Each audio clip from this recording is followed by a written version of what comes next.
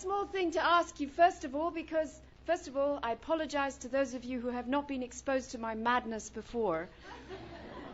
Those of you who were here last year should have in your papers, if you had kept them, two things. One was the sentences I gave you last year, and the other one was a sheet called The Art of Reading. Have you, by any chance, forgotten to bring these with you? You have still got them with you? This is amazing! I didn't expect that. Well, in that case, I have really nothing to say, except that those of you who didn't have that, would you kindly raise your hands? Because I was going to suggest that if those of you who did have them but didn't have them this year could possibly be close to the ones who are about to be given them, but if you don't need them, that means everybody will have them. And if you don't mind, if we could get a couple of people to help Noemi pass these things out so that those of you who didn't have the sentences from last year get given them quickly this year as well. In addition to the sentences of last year, and the art of reading, which I passed out to you, everybody should have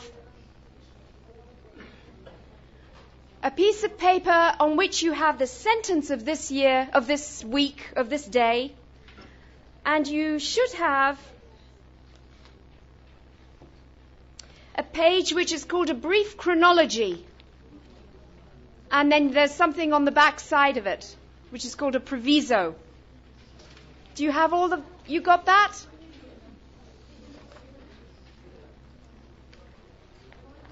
So this is the equipment we need. We need last year's sentences. We need the art of reading. We need this day's sentence. And we need our brief chronology with its little proviso on the back.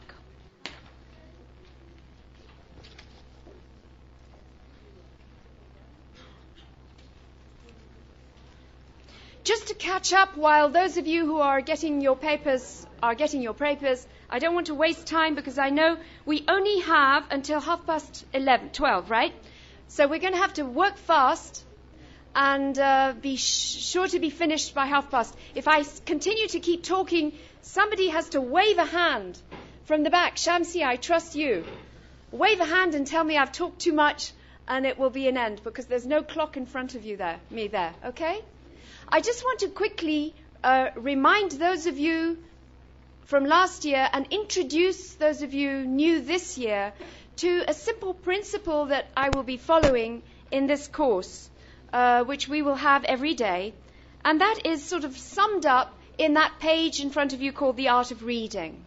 Now, the art of reading is just my way of introducing to you the extraordinary phenomena of the onions that we're going to be unpeeling as we read the sentences of Shoghi Effendi. In case you hadn't realized, by the way, I am here merely to help us read. That's all we're going to do today. I'm going to be reading with you one sentence each day in the course of this week, reading one of the sentences of Shoghi Effendi. Only because this is the first day and we're catching up a little bit for those of you who weren't here last year, I want to quickly summarize what is going on. Why do we do this? Why did I think it might be useful in such a course as this, where the subject is the Shoghi Effendi, the author of the plans? Why are we introducing sentences into this story? We did it last year.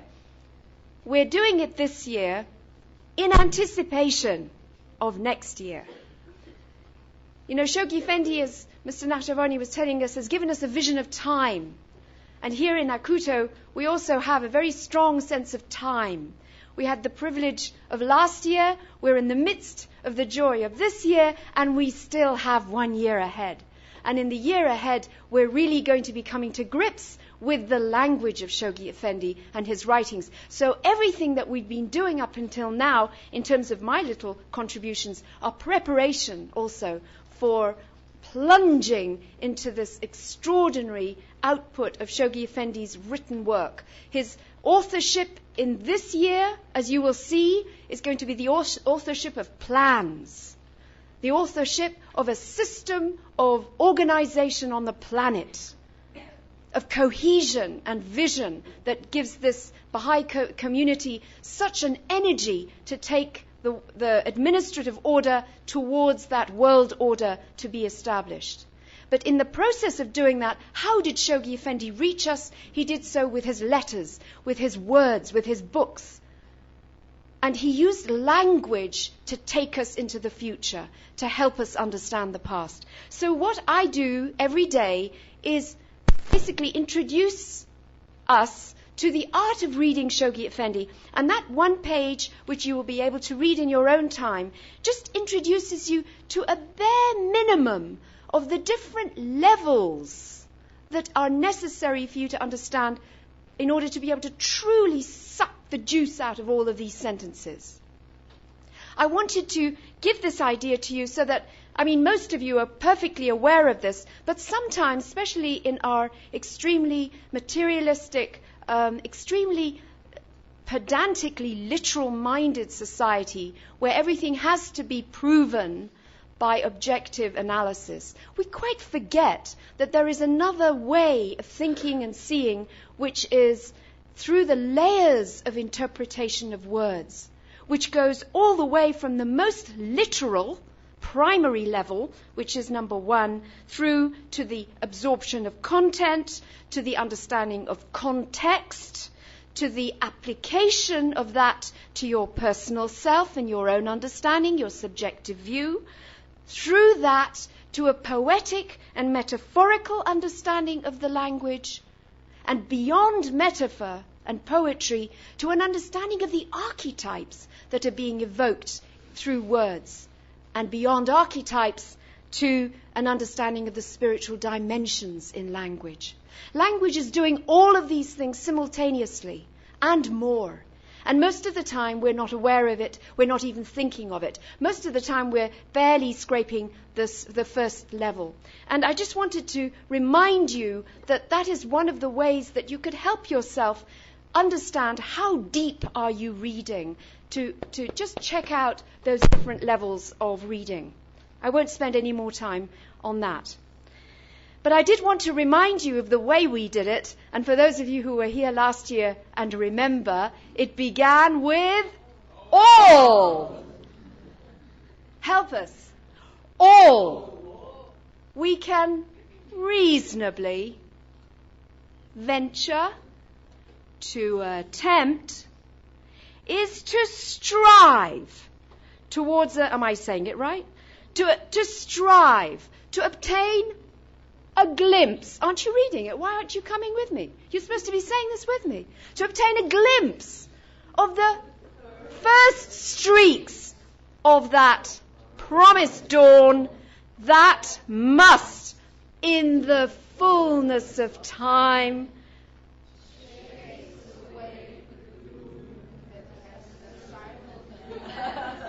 that was really slow. Remember, we got to the top of the mountain and it was chase away the gloom that has encircled humanity. Language is very melodious. It has rhythm, it has pace, it has purpose, of course, but it's music. And I want you to get infected by the music of Shoghi Effendi in this class.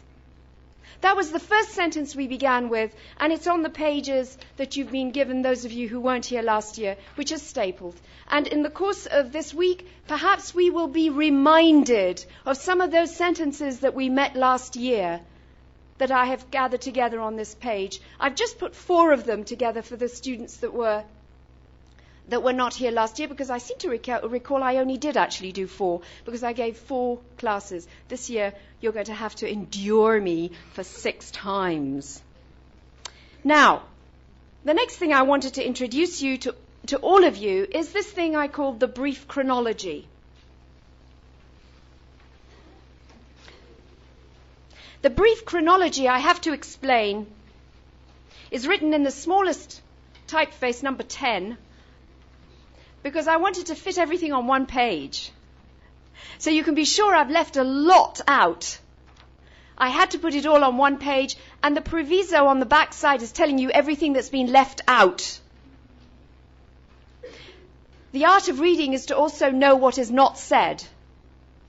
So part of the way we understand how to read is to realize what is not spoken, what is unsaid, what is implied, what is assumed, what is read between the words, all right? So all the time that we're reading these words of Shoghi Effendi, I want you to cast an eye on that most extraordinary chronology of the things that he was writing at the time that he was writing them. And just to give you some brief glimpse of it, I don't want to spend too much time on it, but take a look. 1921, the passing of Abdul Baha. Shoghi Effendi is the newly appointed guardian of the Baha'i faith, just 24 years old. Can I ask anybody here who is 24 years old? Are you capable, do you think, of translating the will and testament of Abdul Baha? Imagine, at the age of 24, Shoghi Effendi comes back from Oxford, where he's a student of English, and in that condition of grief and sorrow at the loss of his beloved grandfather, at such a time when he has suddenly put upon his shoulders the whole weight of the ministry that he has to now assume and command and lead the Baha'i world through, he is doing the first thing that is his duty at that time. The first thing he does is to immediately translate the will and testament of Abdul Baha for all time. Now think of it. For all time, he does it then. Now, I will leave you to try to think of all the different levels of that word time in the context that Mr. Nakhjaváni just gave us this morning. For certainly the whole dispensation of Baha'u'llah, and beyond that, we will have another manifestation of God. Will there be reference to that will and testament? Maybe. We're still in the Baha'i cycle, remember. Can you imagine that sense of responsibility at the age of 24 of writing that will and testament of Abdul Baha, the document he called, remember, the Charter of a Future World Civilization.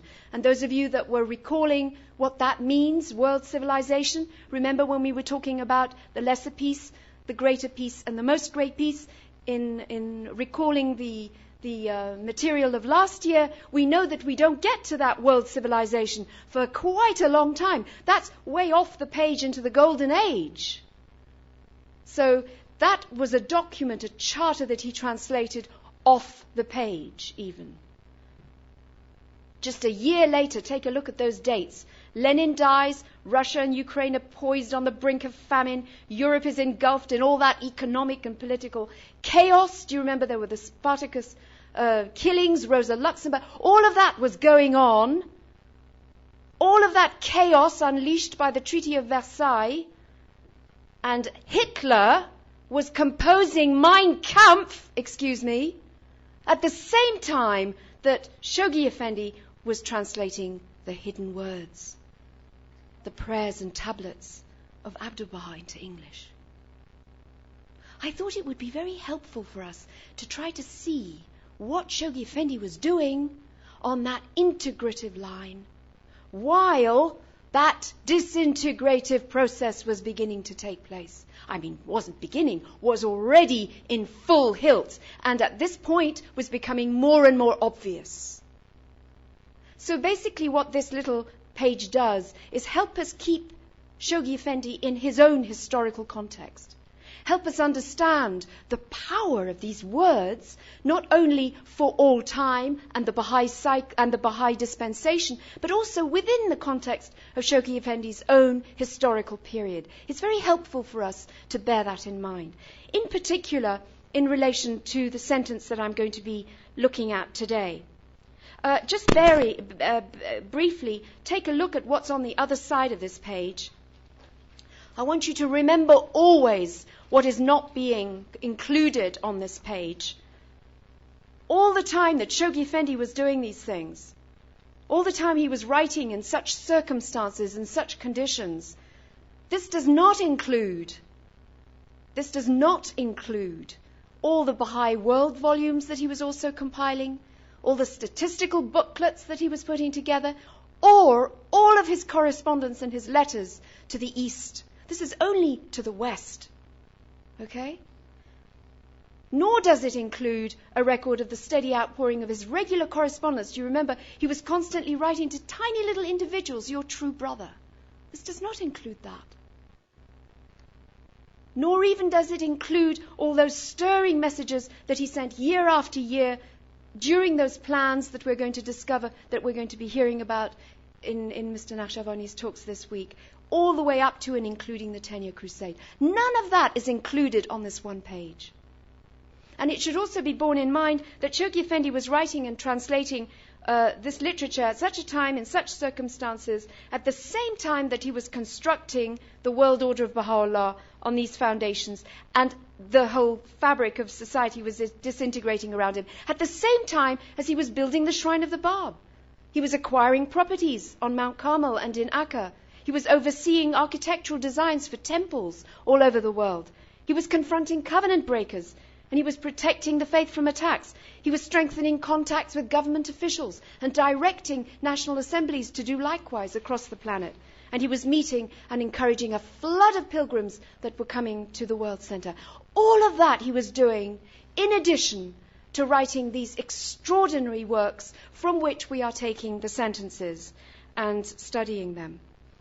Now, I have chosen to take sentences from the work that we did last year. So that's the first thing to bear in mind. Every one of the sentences you'll be getting this week come from the material of Acuto 2004.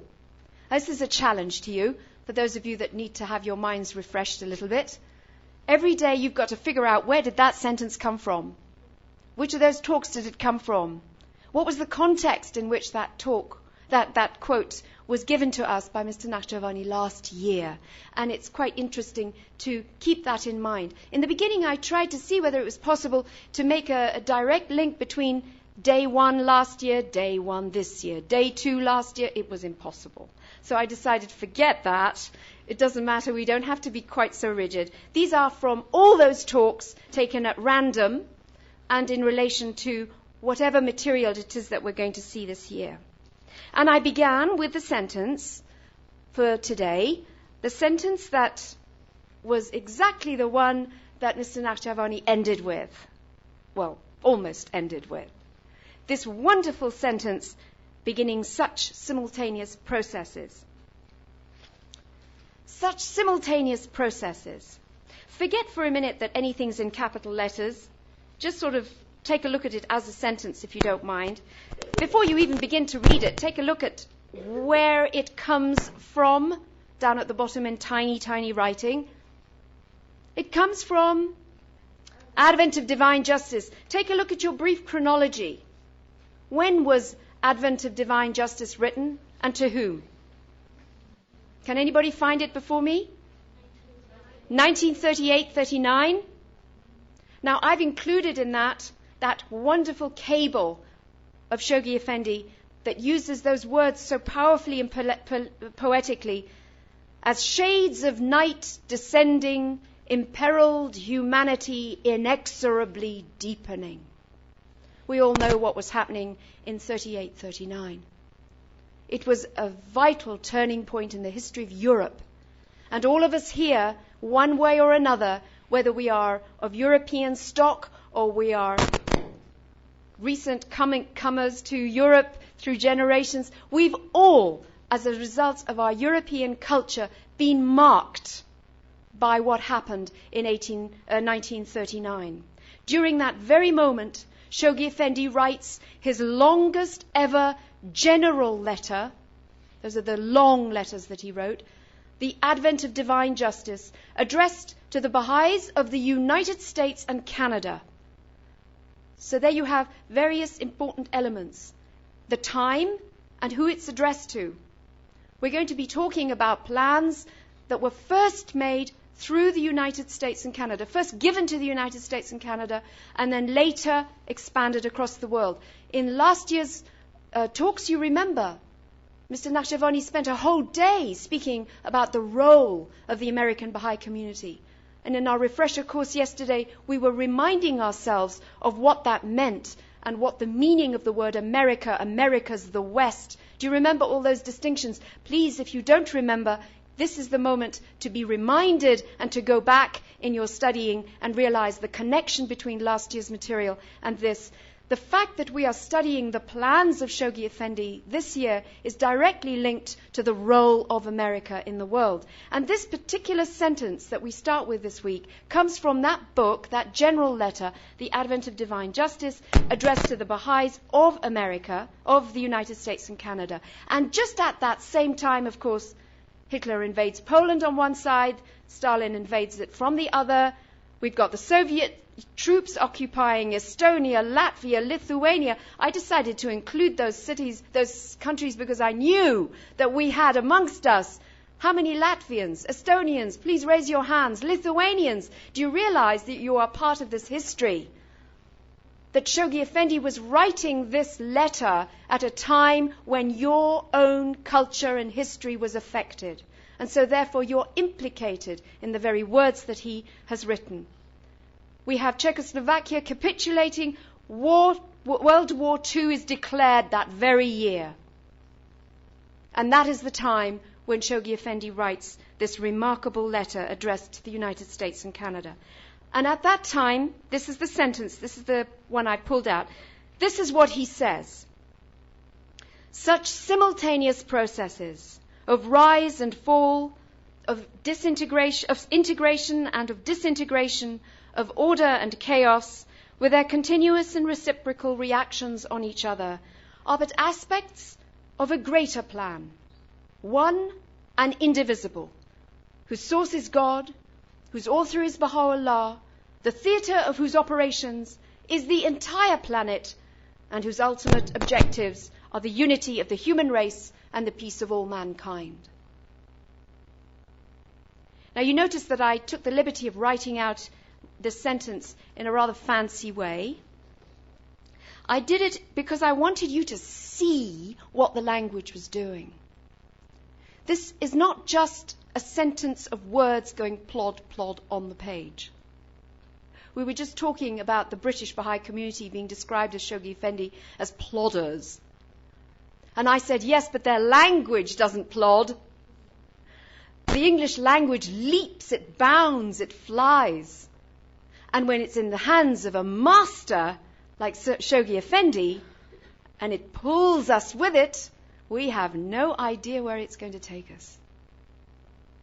You know, language, any language, not just the English language, we all know because we have our mother tongues, and they all do the same thing. They have one thing in common. They move in space and time. Language moves in space and time. It's not a static thing.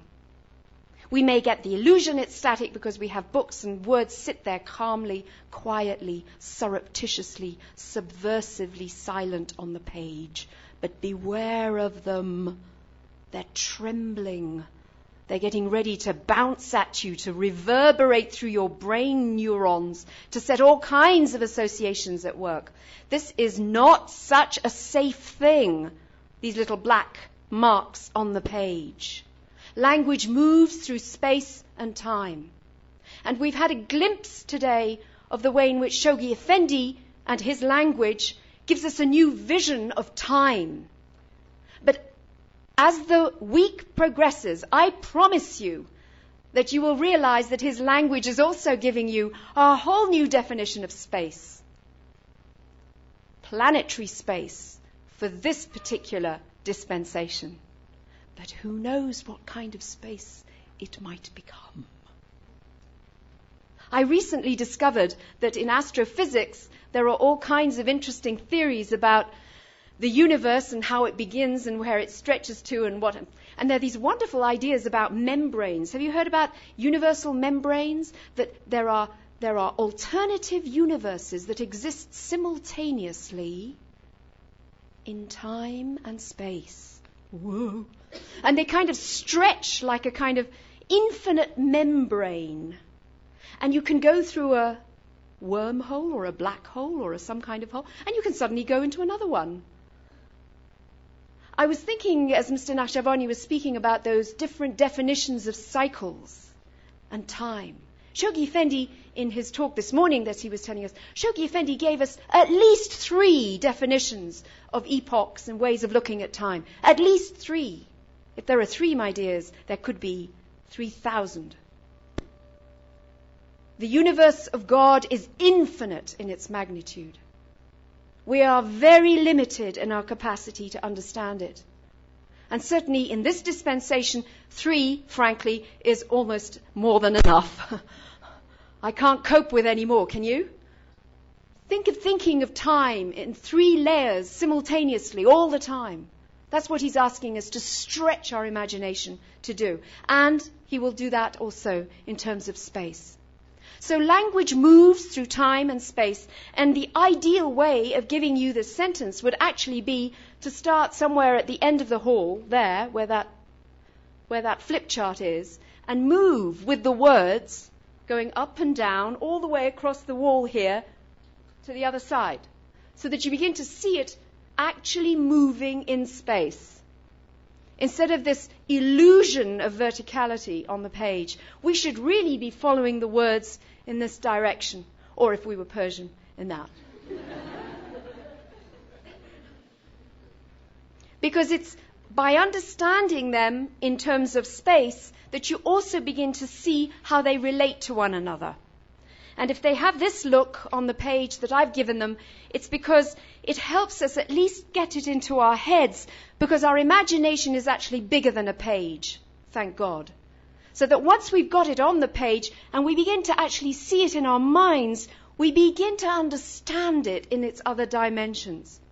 Mr. Nakhjaváni was asking whether or not we needed to have that piece of paper that showed those famous 2 curves and the 3rd dotted line. Remember that? He said maybe we should get a copy of it and brought to everybody. I looked at Noemi and I said, don't worry about it, Noemi. We don't need another 100 copies of that. You know why? Because that picture, that image is embedded in our imaginations ever since last year. There is no one in this room who hasn't been marked by those 2 curves and the dotted line. I guarantee you, we don't need it on the paper. It's branded on our hearts. It's been so helpful to see those 2 lines, and I want you to hold them in your mind now as we begin to read this sentence together. I thought that one of the ways in which we could look at each one of these sentences was to also grab one word just to start with. Because the first and most primary duty of any reader of Shoghi Effendi is to understand the language. So we begin in all humility with our socks on the floor, and we look up the words in the dictionary. We're all on common ground there. There are always words we don't know. And even if we think we know the meaning of those words, when we look them up, we discover layers of other meanings and other synonyms around those words. And so I decided that maybe the first word we needed to look at, I wonder whether I've got the right word here. Maybe you have to tell me whether this is the right word. How can I judge this? If you just take a look at that sentence quietly for just 2 seconds, and then decide for yourself privately which would be the first word that you would want to just make sure you've understood, okay? Such simultaneous processes of rise and of fall, of integration and of disintegration, of order and chaos, with their continuous and reciprocal reactions on each other, are but aspects of a greater plan, one and indivisible, whose source is God, whose author is Baha'u'llah, the theatre of whose operation is the entire planet, and whose ultimate objectives are the unity of the human race and the peace of all mankind. Have I got the right word? I chose the word reciprocal. Is that okay? Of course, you can look up other words too. But I just chose that for starters. I chose that because I think that it helps us understand the sentence as well. What does that word mean? When you look up that word, you see that it has a variety of different fanning meanings that go in different... they're all concentric circles. You'll notice that everything about this talk, this sentence, and this morning is about circles, cycles, circles. Rising, falling, rising, falling. If we'd started from that end and come, we'd be going like this. You know, those wonderful... These are the extraordinary metaphors that come to your mind as you begin to listen to these words of Shoghi Effendi. The word reciprocal could mean interrelated, interconnected, interdependent, those of you that were here yesterday, interacting. It also means corresponding, correlated, complementary, co-equal, equivalent. It also means answering, question, answer, alternating, vice versa, back and forth, to and fro, seesaw. These are the different implications in that word reciprocal. Now you understand why I chose it for this sentence as the mystery word? Because if you take a look at the way that sentence comes out on the page, what do you notice? First of all, remember from last year, our first job as readers, after we've looked up the words, so I should say our second job as readers, is to figure out where is the main sentence here. Because you remember, Shoghi Effendi writes in highly complex phrases and clauses. Every one of his sentences is a construction made of parts that link together, that interrelate. And we have to get through this forest and ask ourselves, wait a minute, where's the spine of the sentence here? Where does everything hang on to? What is the central pivotal line of thought here? You have to go directly to that first. You have to be able to recognize it. And once you've got it, you can begin to understand all the other aspects of the sentence. And what is it in this one? I have put it in capital letters for you, so that you can begin to see what it is that Shoghi Effendi is actually in all simplicity telling us. He's saying such simultaneous processes are but aspects of a greater plan. That's what he's saying. And if you want to really pare it down to the bare bones and take away all the extraneous words that help you understand it in more complex ways, take away the adjectives. Such processes are but aspects of a plan. Now we had this morning that clear vision through Mr. Nakhjáváni's analysis of the major and the minor plans of God. What Shoghi Effendi is telling us in this sentence is that these simultaneous processes of rise and fall. Now, do we look at the dotted line rise, or the line of the minor plan of God, which is the Baha'i community's rise? We look at the lower line, certainly with disintegration. I don't know at which point I'm misinterpreting Shoghi Effendi here, but I have a feeling that he's saying almost both. The major and the minor plans of God are, am I wrong, but aspects of a, greater plan? You mean there's another major beyond the major that we've seen?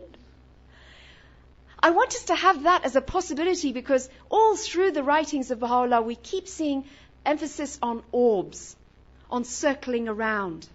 There's that wonderful prayer of the fast, which we will have the privilege of reading in just a week's time,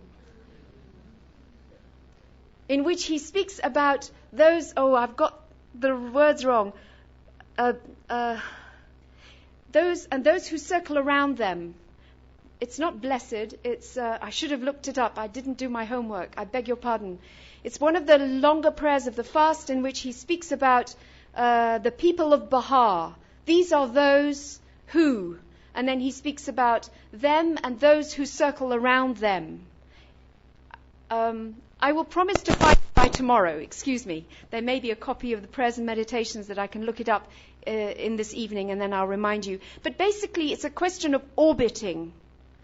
It's satellites within satellites, the planet with its moons and satellites orbiting around it, it itself orbiting around the sun orbiting around goodness knows what powers of the galaxies, we begin to understand what it is that we're seeing in the vision of Baha'u'llah, where we've got the manifestation of God, we've got that sunburst, that starburst of the manifestation. We have then that figure, that mysterious figure of Abdu'l-Baha, who is sometimes referred to as the moon in relation to the sun of Baha'u'llah, who reflects the light rather than is himself he isn't the source of the light, he is the reflector of the light. You have the satellite of Shoghi Effendi. You begin to see that in this faith there is this constant reference to our relationship to orbit. And at the core of it all, at the center of it all, in our privileged times, we realize that this is what we mean by the covenant. This is what we are orbiting around. This is the pivot of unity that is promised for this dispensation. That as long as we keep that focus, that orbit at the center of our lives, there will be no schism, there will be no division, there will be no separation in this cause. So, to go back then to the simultaneous processes are but aspects of a greater plan. What that greater plan is, I leave to your imagination. I know that it includes the major plan. It's certainly the major plan is part of the greater plan. Whether it's also the minor plan, which is obviously part of the major plan. I mean, minor comes below major, doesn't it? And then there are other mysterious forces. Do you remember that wonderful sentence that we had last year? Mysteriously, slowly, and resistlessly, God accomplishes his design. Though the sight that meets our eyes in this day be the spectacle of a world hopelessly entangled in its own meshes, utterly careless of the voice which for a century has been calling it to God, and miserably subservient to the siren voices. Do you remember those sibilant S's? Miserably. Do let me hear you say it. Miserably subservient to the siren voices, which are attempting to lure it into the vast abyss. Now notice how Shoghi Effendi's first three words, such simultaneous processes. It's very hard, isn't it, to distinguish when you're in the middle of all those S's, which is the line of integration and which is the line of disintegration. It's very difficult to be able to define the difference between rise and fall, chaos and order, when you're in the middle of that sibilant S. We were talking with, was it Anis? Where is he? Where is he? Yes, and the Greek church. Yes. At what point do even the most corrupt institutions of our world, which are in the process of disintegrating, appropriate the visionary principles of the faith of Baha'u'llah for their own uses, and it looks on the surface as if they're doing something very open-minded, and you just know that that new wine is going to crack that old bottle in no time. That the very fact that they are using the vision of Baha'u'llah to try to give themselves cosmetic surgery is in fact an element, a sign of the disintegrative process. But in another way, it looks like it's a sign of the integrative process, doesn't it? It's the sign of the influence of Baha'u'llah's revelation on the planet. It's a way of looking at that dotted line. So in some ways, what Shoghi Effendi seems to be indicating in those first three words is that in the beginning, certainly in the beginning of the sentence, because we're beginning to read it and we've just hit it, such simultaneous processes. We're not absolutely 100% sure of the difference. But look what he immediately does. He gives us these distinctions: rise and fall, integration and disintegration, order and chaos. Now, this is a very seesaw kind of sentence, isn't it? Right from the very beginning. such simultaneous processes, remember that the of phrase, we're immediately entering into a defining, qualifying phrase. Actually, if you look at it, it's 3 phrases, isn't it? Of rise and fall, of integration and of disintegration, of order and chaos. You could further break it down, of course. You could just take each single word of rise and of fall, of integration and of disintegration. But Shoghi Effendi has got our minds already working in terms of seeing them as a seesaw by putting them with that and. I really should have put the word and right in the middle. I should have put of rise, space, and of fall. Of integration, pause, and of disintegration. Because that's a conjunction, and that's at that pivot point.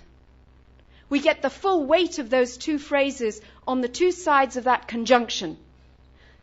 So you can't easily break them apart. They're conjoined, and they force you to work like this as you read the sentence. Your mind thinks in terms of a seesaw. And you see that it's the simultaneity of this process is also inviting you to do that. He's not saying a static process. He's saying it's simultaneous and it's a process. A process can't be static. What am I saying? Process is movement, isn't it? Process immediately involves movement. Mr. Nakhjaváni was drawing our attention to the word coincide and the distinction between coincide and synchronize. It's not only that they are in time, actually both are in time. You coincide in time, you synchronize in time. The difference is actually a point coinciding and a process synchronizing. A point is a moment in time. A process is a continuum. Okay? So what he's giving us is already movement there. So we are forced to see that seesaw in continuous movement. Such simultaneous processes of rise and of fall, of integration and of disintegration. And the sentence causes you to do this balancing out. Your eye as well as your mind is being asked to keep those 2 things constantly in balance. The minute you say rise, you have to go into the fall. The minute you say fall, you have an integration. The minute you have integration, you have disintegration. Disintegration leads to order. Order leads to chaos. In fact, it's not just seesaw. Do you see what's happening? It's actually a circle, isn't it? But it's a circle that's not static. It's what I was...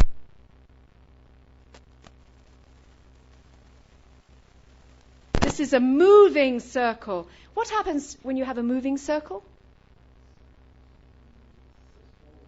You go forward. Yay! It's a wheel. My friends, we have arrived at that moment in history when we've discovered the principle of the spiritual wheel. Up until now, we have been spiritual Neanderthals, hunters and gatherers. We may have finally entered the new epoch, the era of Baha'u'llah, in which we finally figured that if you have a hub to the center, and if you have spokes that go out to a circumference that unites everyone, there are 2 things that unite, therefore. The hub, which is the core, which is the covenant. And then you have another circle wider than that hub, which connects all our different points of view, all our different methods of doing things, all our different cultural perspectives, all our different histories, our geographies. But we're united in action.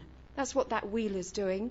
It carries us forward or backward. But forward. Let's concentrate on forward for the time being.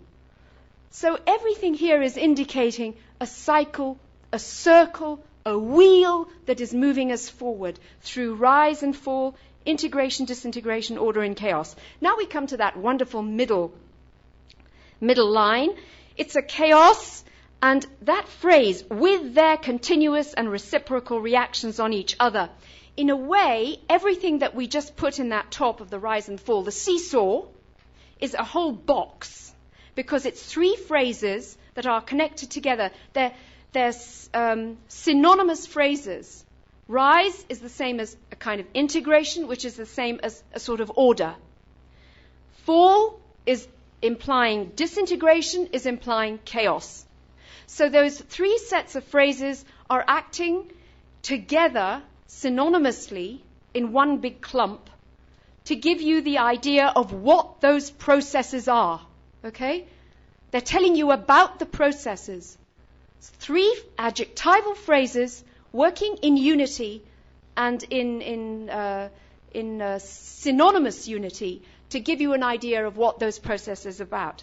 And then when you get to with their continuous, it's telling you another adjectival phrase about the processes. It's processes with their continuous and reciprocal reactions on each other. Now you'll notice that I've spaced the words out on the page, and I did that so that you could, with your delicate pens, draw that wonderful combination of rise and fall, integration and disintegration, going all the way through those words so that you can physically see in front of your eyes that wheel beginning to move. Because if these words are moving forward, if these processes are moving forward, there are these two things that happen simultaneously as well. One is the continuity of each of those elements with each other. In other words, there's a continuity between rise and fall, between fall and integration, between integration and disintegration. There is also a reciprocity, a relationship, an answering to the question, a toing and a froing, and all the other synonyms that I told you about before. Now that continuity is quite important. Take a look just in our recent times. Those of you who were with me over the refresher course, please forgive me, but I was very much influenced by what happened over the tsunami crisis in the world. I was much struck by how this particular element of chaos, because that's what it was chaos. It's hard to say that an earthquake under the ocean is disintegration, because that was obviously not a human event. It was a chaotic moment. And take a look who was impacted. Do you remember that extraordinary set of quotations that Mr. Nakhjaváni just put up on the board about the chess game? That Baha'u'llah moves the pawns? These people in the Indian Ocean were among the pawns in his hands. They hadn't done anything wrong. They were pawns in his game.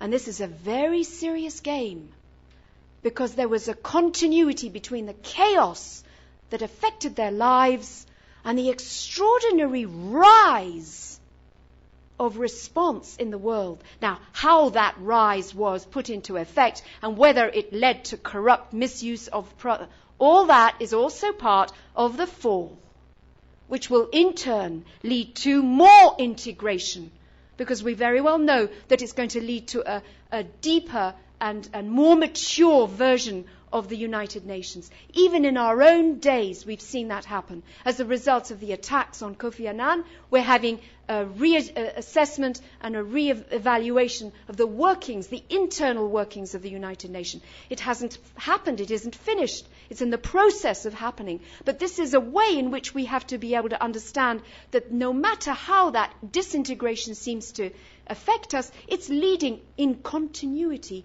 to a rising, to a new order, to a new form of integration in the world around us. That word continuous is what that's about. In other words, there is no break, there is no cut, there is no sudden full stop in the logic. Now God's doing this, then he folds his hands and he goes over there and he does that. There is a connection between all of these elements. The reason I think I was so moved by this question of the tsunami was that I saw a beginning, a glimmering in the minds of those of us who were responding, all the way from tiny little responses of giving €1 to real efforts on the international scale of trying to think of, okay, that means we'd better have an early warning system in the Indian Ocean. Why hadn't we done it before? We begin to realize, my goodness, we have a responsibility for the condition of the lives of people on the other side of the planet.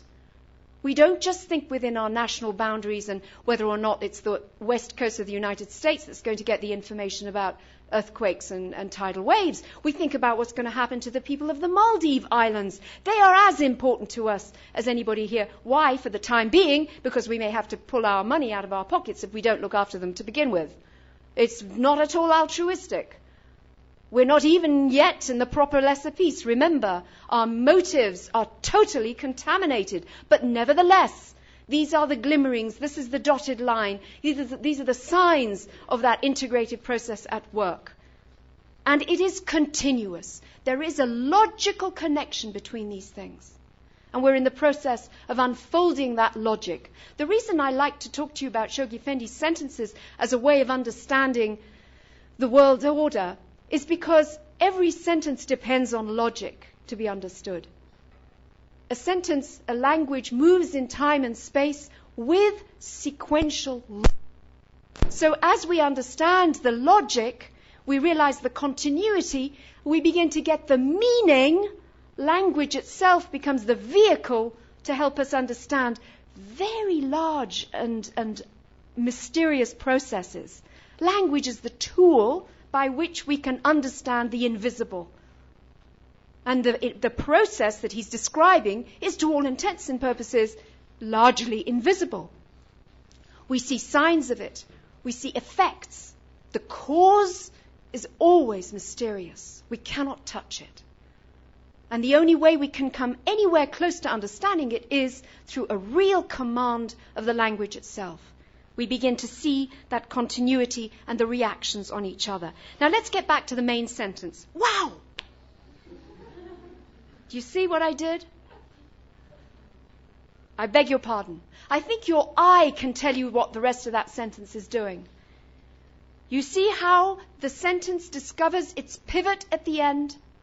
After giving us the seesaw, when we come to that greater plan, and Shoghi Effendi is giving us the phrases to define what that greater plan is, he makes it very clear. It's a plan one. This is not seesaw on two sides. One and indivisible, whose source is God. Put a circle around these words. One, source, author, theatre, objectives. Those are all the things that come in line. And then put another line under invisible, God, Baha'u'llah, planet, unity, peace. You'll begin to see how the pattern he sets up in the very beginning of the seesaw is repeated, but in a single column of meaning at the bottom. The whole thing is resting on a pivot of meaning which has at its source God, as its author, Baha'u'llah, as the theatre of whose operations is the planet, and whose ultimate objectives you have unity and peace. Unity of the human race, peace of all mankind. There are many ways in which this sentence can be explored, and I beg your pardon for spending too much time with a tsunami, but God willing, we will have more chance to get deeper with other sentences tomorrow. Thank you.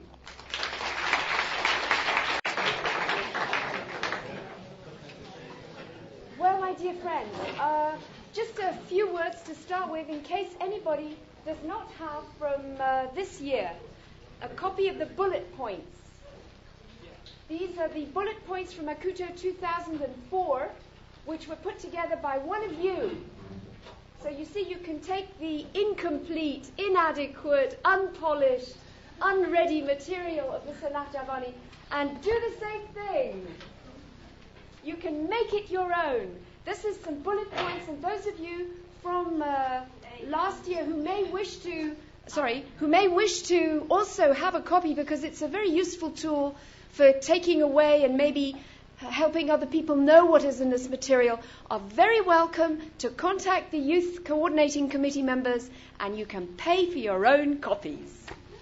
And this is for anyone from this year, of course, who didn't get their copy. Also, just to double check, has everybody got the sentence for today? Please put your hands up if you didn't have it. There's a couple of more at the back. Shamsi Jana, would you mind giving me a wave at maybe 20 past? Thank you.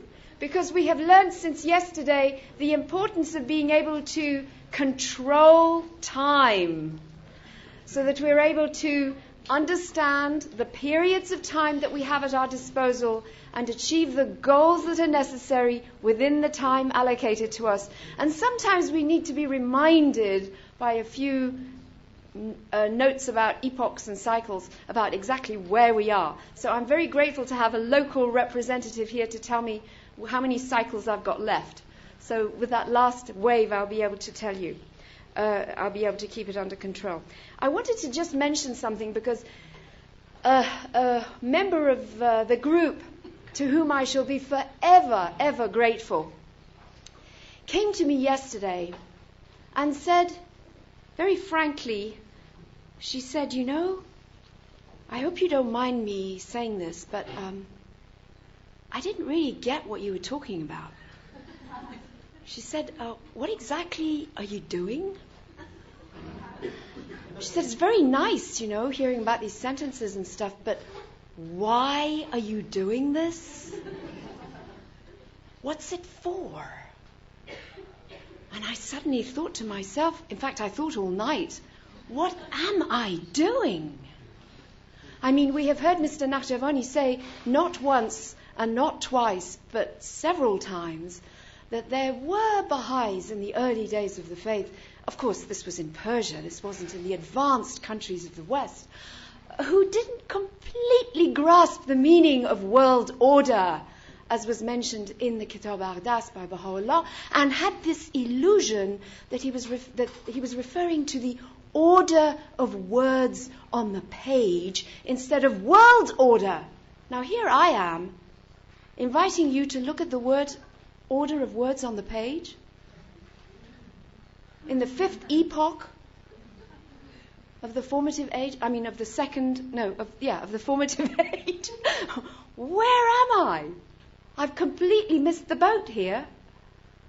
And then I also thought to myself that, you know, all of this stuff I've been saying since yesterday about such simultaneous processes, this is just the murmur of syllables and sounds.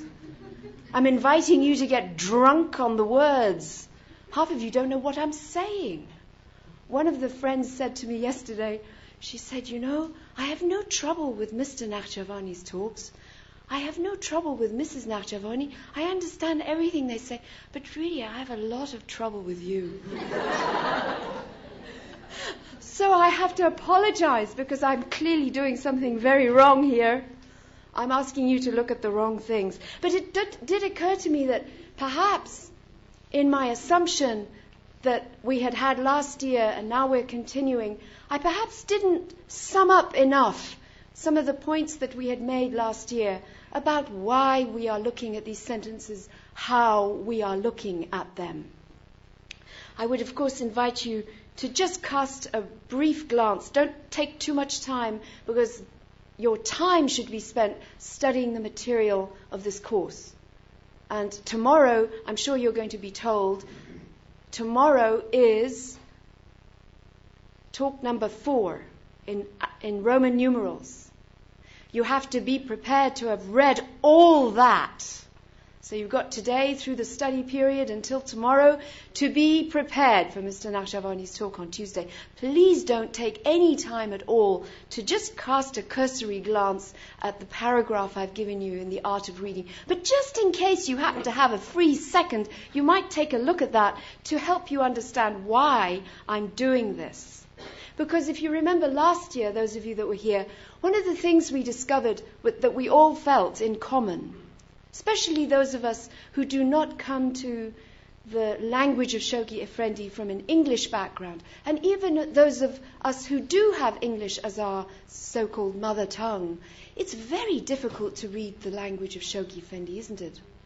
Really, sometimes you look at these sentences, just take a look at the sentence from yesterday. Look at the sentence from today. Excuse me, this is one sentence.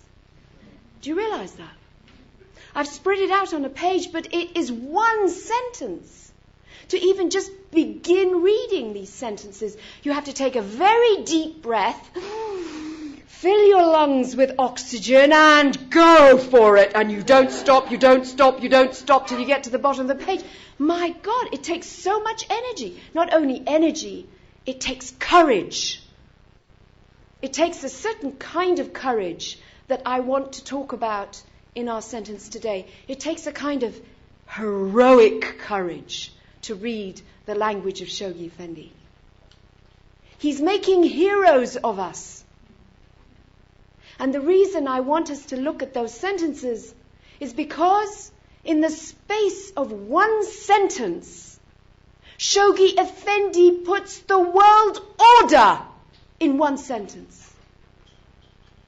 And the reason you can see the world order in the order of his words is the reason why his language, even if he is not the exemplar, and in his modesty and humility, does not place himself in that rank, as Mr. Nakhjaváni was telling us, of Baha'u'llah, Abdul Baha, and the Bab, who are our exemplars of perfection. Nevertheless, he chose to translate the immortal words of the founders of our faith into English, which is of such a caliber and of such a beauty that truly there is a great deal we can learn from the example of his English. We can discover in a single sentence that vision he gives us that is going to carry us through all these epochs and cycles to the end of this dispensation. He has an ability in a single sentence to give us a moral vision of the world. He's inviting us to engage with him in that exercise of moral imagination. This is an extraordinary capacity. You know, those of us who are students in the humanities know very well that the power of imagination is something that we have to be studying in all the arts, in all the forms of literary expression. We know very well that the imagination is something that has been exercised over and over again through all of our great cultures in Europe.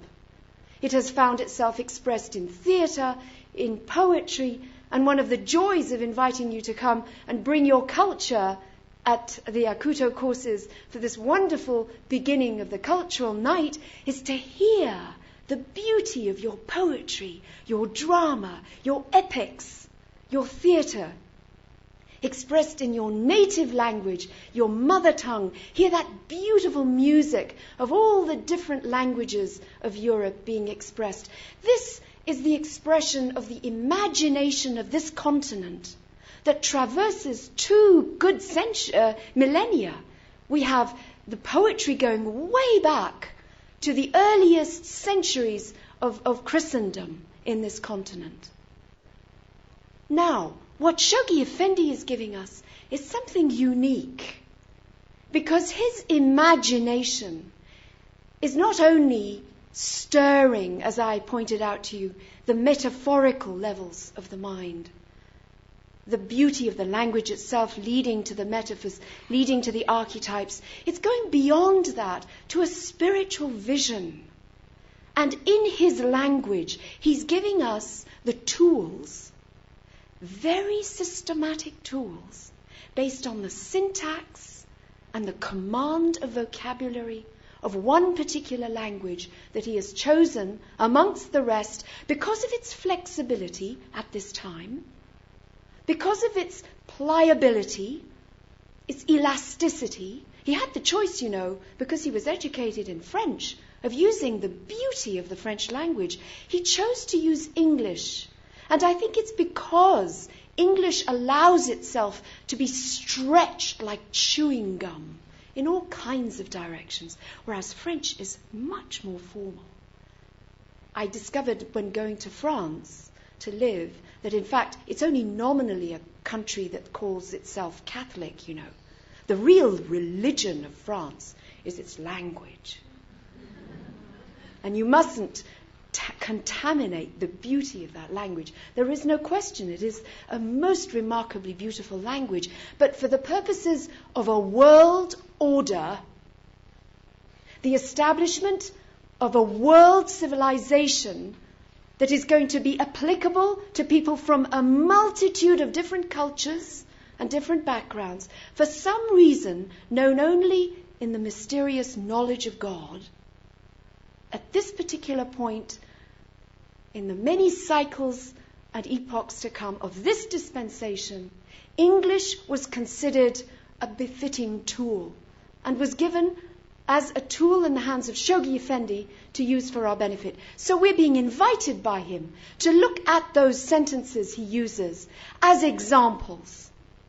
Maybe we don't, in respect of him, look at his own life necessarily as an example, but let us at least look at the use of the English language and see what we can learn from that use of the language, what it tells us about the world order. Now, I didn't have time yesterday to really go to the end of the sentence. And if you remember, the main sentence of yesterday brought us to the word aspects. Just flip over for a second and take a look at that. All these processes, which seem to be working reciprocally and continuously with one another, are but aspects, he says, of a greater plan. Now you remember that greater plan is that great game in which Baha'u'llah moves the pawns. Its source is God. Its author is Baha'u'llah. And I wanted to emphasize for a minute, just for 2 seconds, that yesterday's sentence was drawing your attention to the fact that the apparent differences of rise and fall, of integration and disintegration, and those reactions, they are all simply seen in this sentence as aspects of one thing. They appear to be contradictory, but they are indivisibly part of one process, one greater plan. And it's important to see that unity at the core of that sentence, which is so manifestly clear in the way that I tried to show you on the page. It brings your attention back to that pivotal point of oneness. Now, when you look at today's sentence, let's take a look at it for a minute. I'm sorry there is no time to first just read it so that you don't see it laid out like this. But just imagine it as a simple sentence written flowing in one line after the other, because the beauty of it is to discover that this is the shape of it after time. So if I quickly read it to you, you get some idea of that single sentence. Putting on the armour of his love, firmly buckling on the shield of his mighty covenant, mounted on the steed of steadfastness, holding aloft the lance of the word of the Lord of hosts, and with unquestioning reliance on his promises as the best provision for their journey, let them set their faces towards those fields that still remain unexplored, and direct their steps to those goals that are as yet unattained, assured that he who has led them to achieve such triumphs and to store up such prizes in his kingdom will continue to assist them in enriching their spiritual birthright to a degree that no finite mind can imagine or human heart perceive.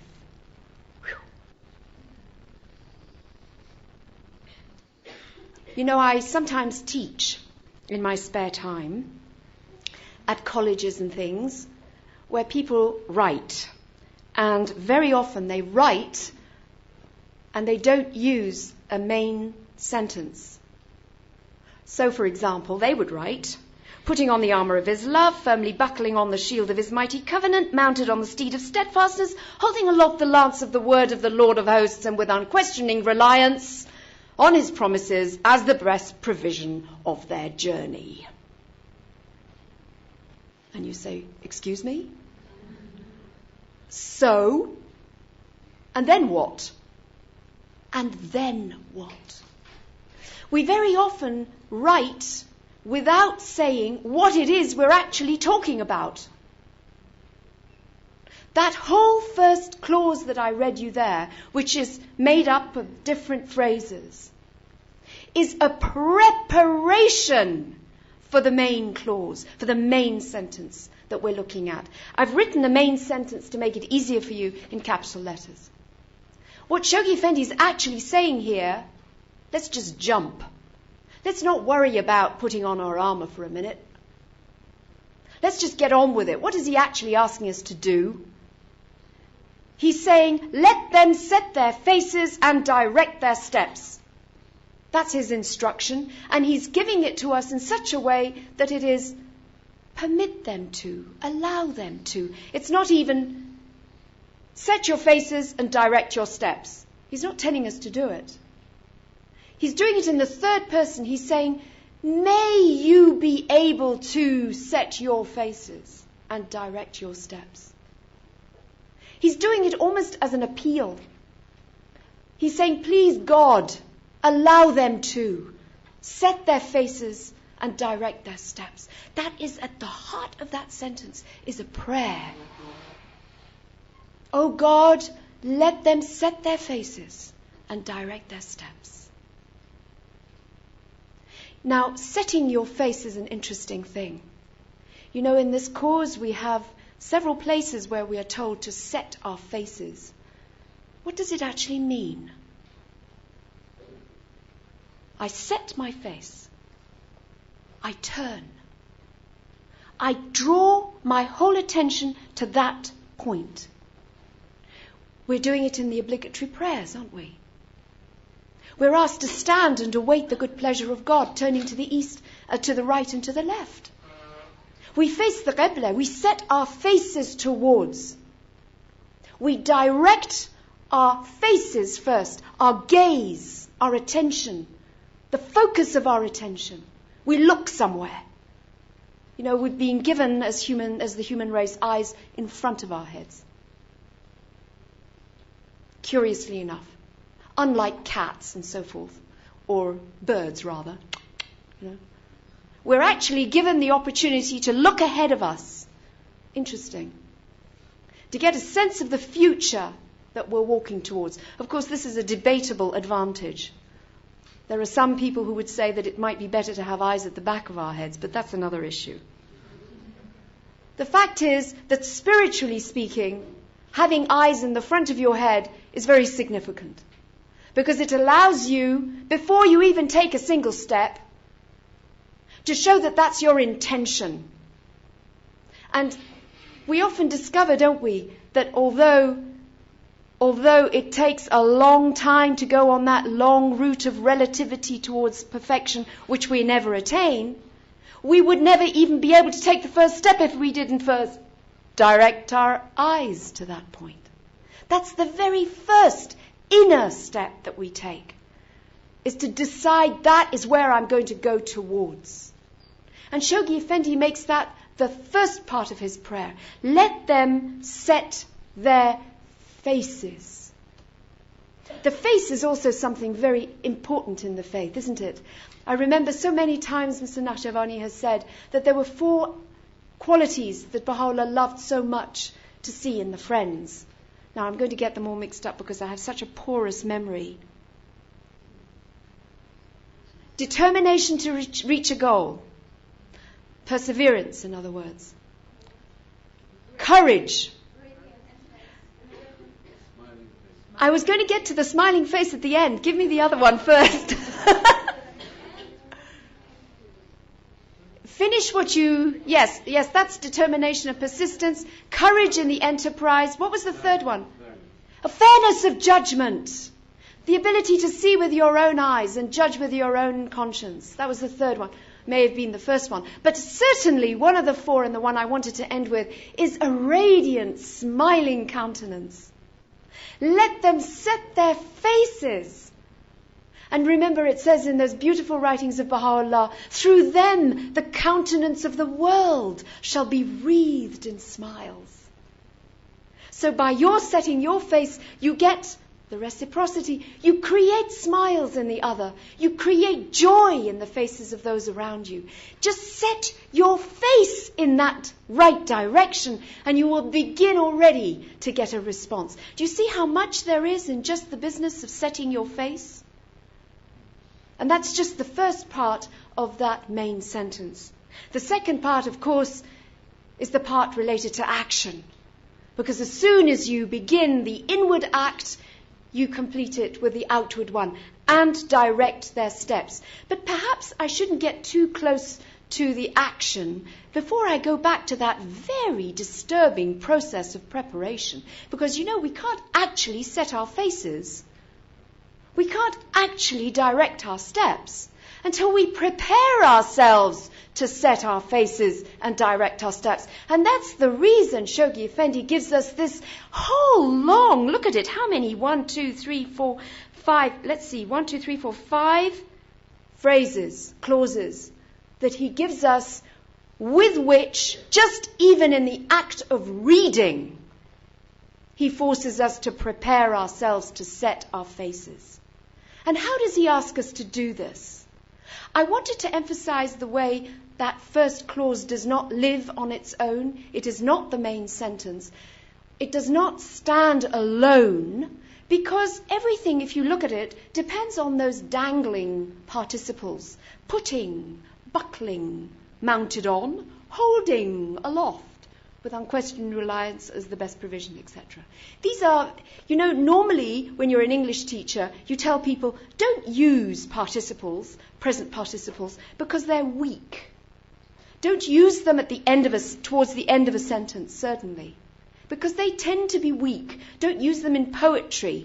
They make it all sound rather ing, Try to avoid them. Now, what Shoghi Effendi has done, he's taken that seemingly weak present participle, which means this is an action which is continually in process. There is no end to it. That's the reason why, syntactically, you have to be careful where you use that word, because if you're not careful, a word which sort of has no beginning and kind of has no end is a bit floppy, that kind of word. And if you're not careful with your use of it, it ends up making your sentence very sort of wishy-washy. Putting, when did I start doing the putting? When did I end doing the putting? But in this context, what Shoghi Effendi is exactly using it for is to tell us there is no end to your putting on the armour of his love. Don't imagine that you'll finish buckling on the shield of his mighty covenant. Don't think that if you've once mounted on the steed, that's enough. I did it, last year in Acuto. That'll do. I don't need to keep on mounting on the steed. Gosh, one gets tired going up on that stirrup all the time. This is a continuous process. It's exactly what Mr. Nakhjaváni was telling us. If we, in fact, look at what those things are that we are putting on, buckling on, holding aloft, each one of those are the spiritual qualities essential to the individual. Now, he spoke to us this morning about detachment, about the need to work on ourselves, to achieve that ideal of severance that we will never achieve, in fact. That's one of those. He told us about the need to be firm in the covenant. This is something we have to be continually working on. Isn't that what firmly buckling on the shield of his mighty covenant is? It's working on our steadfastness. It's working on our firmness to the covenant.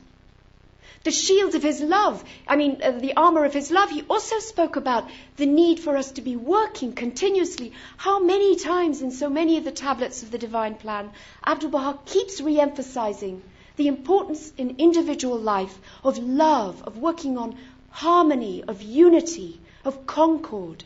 That is what we are doing when we are putting on the armour of his love. We are working on all of these elements that are in those first 5 phrases and clauses that Shoghi Effendi has given us in the sentence. And with unquestioning reliance on his promises. Surely that's what he meant by trust. Not only faith, but also trust that leads us to action. A trust that gives us the confidence to take the first step.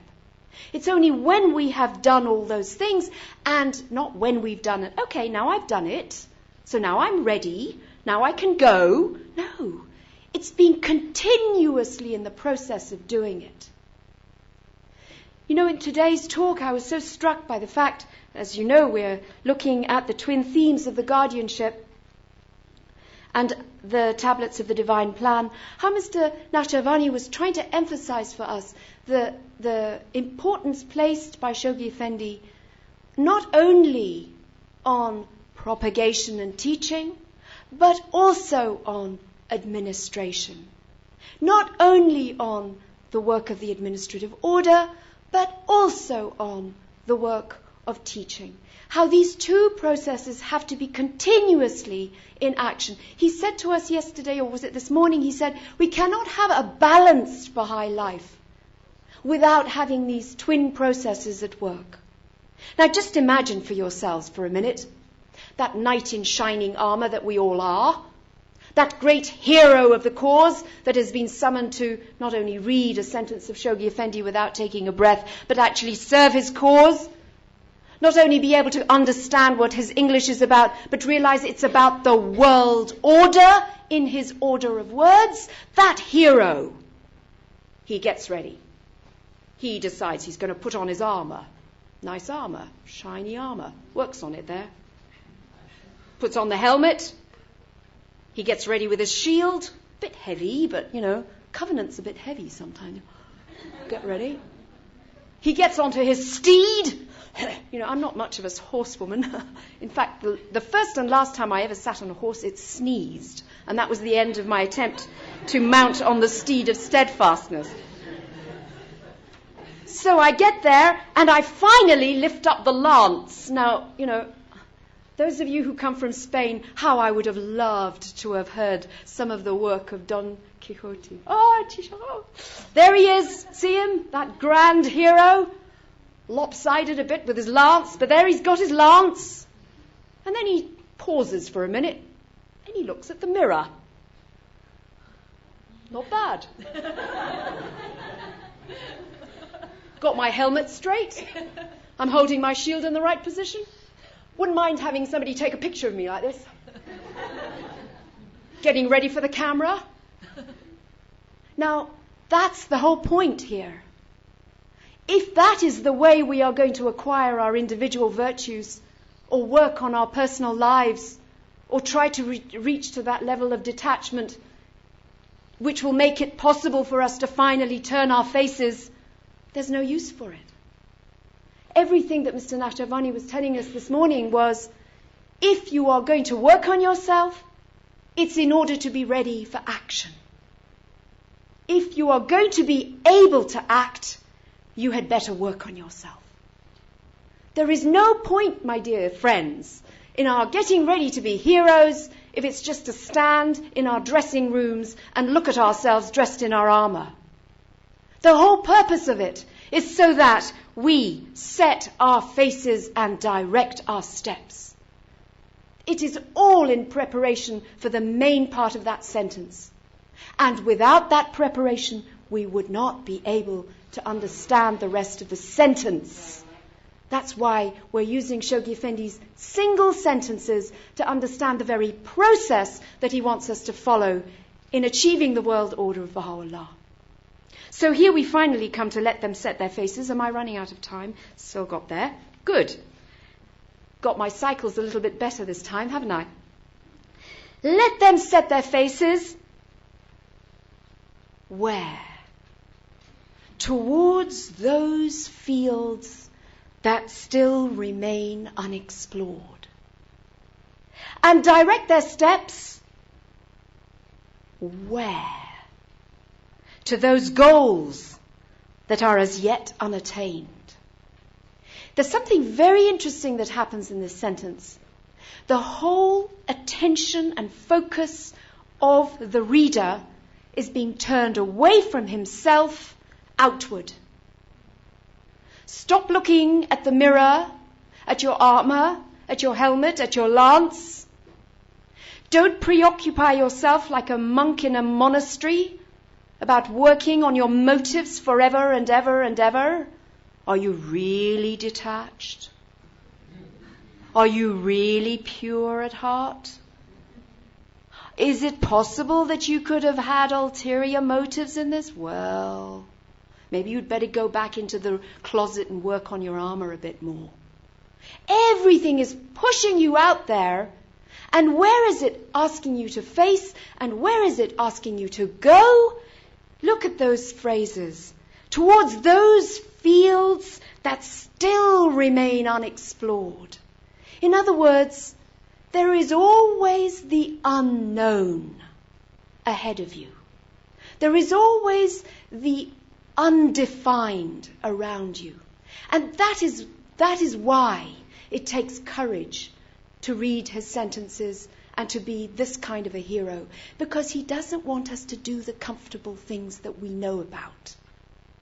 He doesn't say, direct your steps to do exactly what you did last year in Acuto, so that you feel nice and safe because you did this before, didn't you? Yeah, you know about this.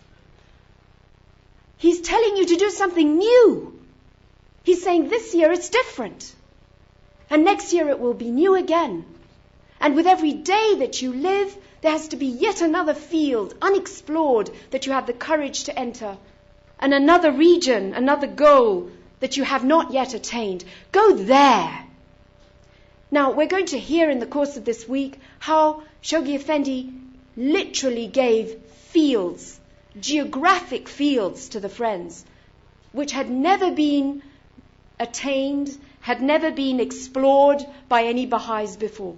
They were what he called virgin territories, where there were no Baha'is. And we will be talking about that with Mr. Nakhjaváni in the course of this week. I want you to remember this sentence, because it not only applies, of course, to those geographical spaces and places, it applies to a myriad other ways in which we are being invited to be heroes.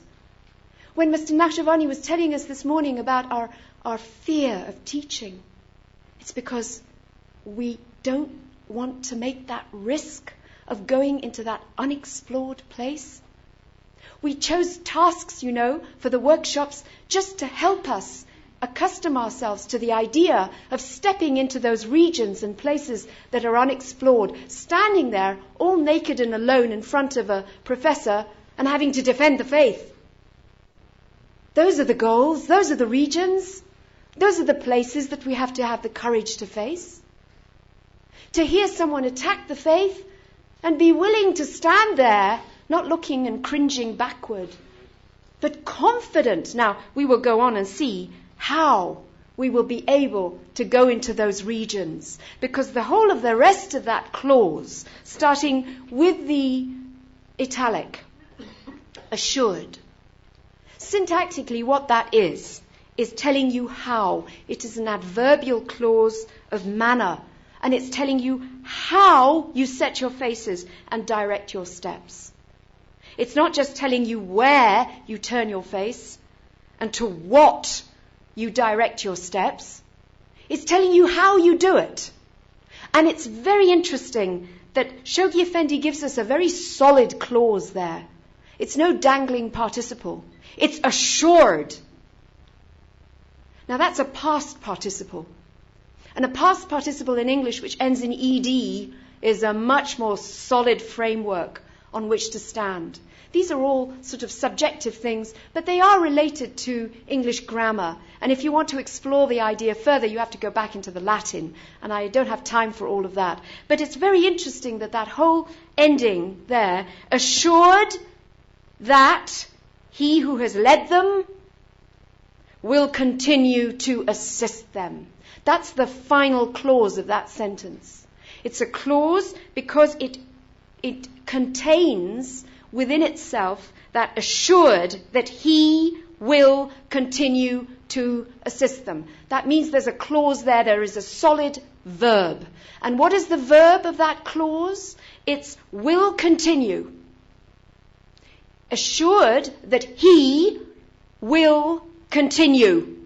He, and you find out who has led them, and then you understand more about where he has led them to achieve such triumphs and store up such prizes in his kingdom. That is all part of where he has led them. So it's a subordinate phrase, because there's no verb in that one. There's only the infinitive. Do you see? To achieve and to store up is very different from will continue. When it's only the infinitive, it's not a present verb or a past verb which can stand on its own feet. And so it's no longer a clause, it's just a phrase in English. That's what we call it. It's a subordinate phrase. And that subordinate phrase is telling us where or what, who has led them to do what. Okay? In brief. But the main clause there, which is helping us understand he who has led them, etc., it's he will continue. And everything in that clause is fixed on the future tense. He will continue. And it's balanced by that earlier phrase, he who has led them in the past will continue to assist them. So it's a wonderfully balanced promise there. Everything hanging on that word assured. Assured, which means being certain, being absolutely confident that he who has led them to achieve, etc., will continue to assist them in enriching. Now it's interesting that last phrase, in enriching their spiritual birthright to a degree that no finite mind, etc., it reminds us, doesn't it, of those first participles that we began the sentence with. We began, remember, putting on, buckling on, holding aloft. By the time we get to the end, and he has assured us that what he's done in the past will continue to be there for us in the future, he will continue to assist them to do what? In enriching. In other words, he's going to promise, he is promising in this sentence, that he will continue to assist us to continue enriching. In other words, that story of perpetual development is still not over. By the time we get to the end of the sentence, we're ready, my dears, to begin reading it again. Because how do we enrich our spiritual birthright? Guess what? It's by putting on that armor. It's by buckling on that shield. It's the merry-go-round. We're back to square one, except it's not square one. It's progressive. We're continuing onward. By the time we get to the end of that first reading of the sentence, we may be ready to start reading it again at a deeper level. I want to stop a minute and ask you which was the word that you had difficulty with, and which was the word you might have chosen, and see whether it's the same one that I chose. Any ideas? You need to maybe take a look at that sentence for 2 seconds. I'll read it for you again. Putting on the armor. You know, there are many words that we do know. But then I'm asking you to think of a word which is a little bit uncertain in your minds, okay? Putting on the armor of his love. Firmly buckling on the shield of his mighty covenant. Mounted on the steed of steadfastness, holding aloft the lance of the word of the Lord of hosts, and with unquestioning reliance on his promises as the best provision for their journey, let them set their faces towards those fields that still remain unexplored, and direct their steps to those goals that are as yet unattained, assured that he who has led them to achieve such triumphs and to store up such prizes in his kingdom will continue to assist them in enriching their spiritual birthright to a degree that no finite mind can imagine or human heart perceive. I don't know about you, but the word that I thought would be interesting to double check was that word, birthright. Are there any other words that you want to double check while we're still at it? You had some suggestions? Birthright, does it refer to the degree of teaching? Now, what it refers to will become clearer if we double check what it means.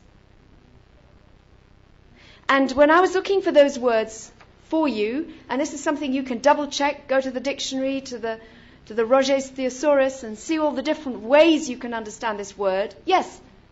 Can we double check the word buckling? Buckling. Buckling on. Do you want me to do your dirty work for you, or do you want to take that and work with it yourself? You know, somebody came to me at the end of yesterday with a whole list of words he didn't understand. I started giving him meanings, and then I thought, what am I doing? I'm really being stupid here. I mustn't tell him what these words mean. He's got a mind. He can find out for himself. If you find words you don't understand, you've got every opportunity to look them up. Check them out. Ask other people in the group maybe when you're working this afternoon. If you really can't find out at the end of this week, come to me and I'll be your Roger's Thesaurus. But I have to be able to add that at the end of my CV, that I have served as the dictionary of somebody. That could be quite a useful attribute. But I think you might be able to find dictionaries for yourselves. Buckling on is a very interesting word. It's a good word, buckle. It's an onomatopoeic word. That might help you understand buckle. Figure out what it means, even in the sound. But you can double check it with me at the end of the week if you still don't know. I looked up birthright because, in fact, it's a word that's going to come up more than once. So in another of the sentences that we're going to read together this week, you will hear that same word. So I chose it for you because it had sufficient ambiguity in it to work in two directions. And these are the ways in which I defined it for you. Birthright can either mean inheritance, heritage, patrimony, bequeathal, heirloom, legacy. Or in another direction, it could mean your prerogatives, your privileges, your appurtenances, your presumptive rights, the claims you make, what is your due. Now, of course, there are congruities there in those two words. I want you to ask yourselves now, which of the two circles of meaning do you think is most applicable in this sentence? Do you think so? Enriching their spiritual prerogatives. Enriching their spiritual rights. Does that sound right?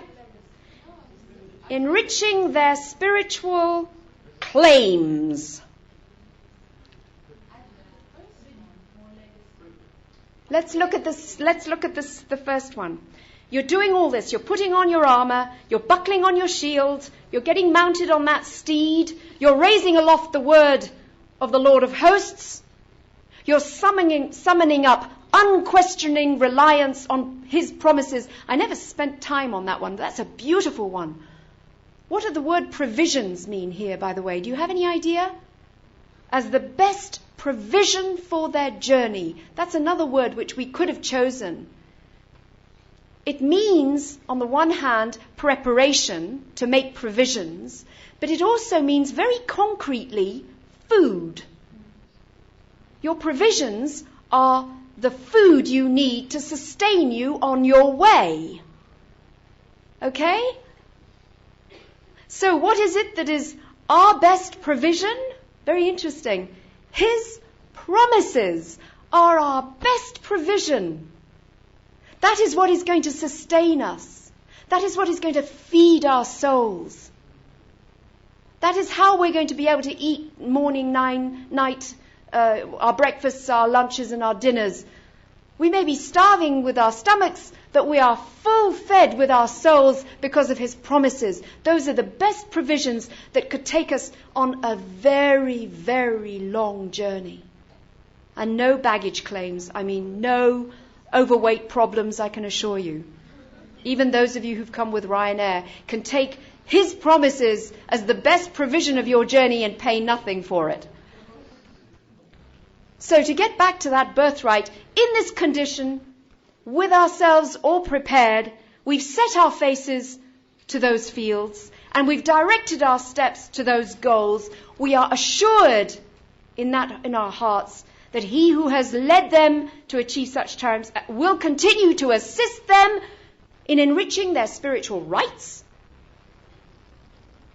enriching their spiritual birthright to a degree that no finite mind can imagine or human heart perceive. I don't know if I'm right or wrong, but my hunch is that the main emphasis of the word birthright there is in the direction of legacies. That heritage, which is a spiritual one that has been given to us. Because look at the word enriching. You know, most of us have read those wonderful stories, which are a part of our wonderful European heritage. Once there was a king who had 3 sons. Do you remember those? And the first one did this, this, and this, and you know it's all wrong. And the second one did that, that, and that. He also wasted everything. But he had a third one. And the third one usually gets given nothing, you know, or a cat or something. And what does he do? He enriches his spiritual birthright. Invariably in these stories, it's the third one who manages not to waste what he's been given. This is one of those wonderful patterns of morality that gets given to us in our cultural heritage in Europe. So this question of enriching helps us understand what kind of birthright it is. I might just take a tiny little digression at this point. Tiny digression, just to define for the benefit of history, and just to set the record straight, that I may have been the only bambina, but there is a bambino in our particular family, and my brother is also alive and kicking, and is also married to a great Baha'i dynasty, and has 3 children, moreover. So the next time you get introduced to our family, this could go on, because the son of my brother is also married to another person who could also have children, and as a result of that, I mean, is this the birthright we're talking about? Those of you who were with me in the orientation day, do you remember what we read? That part of the beauty of this system is that it does not place any emphasis on privileges of birth.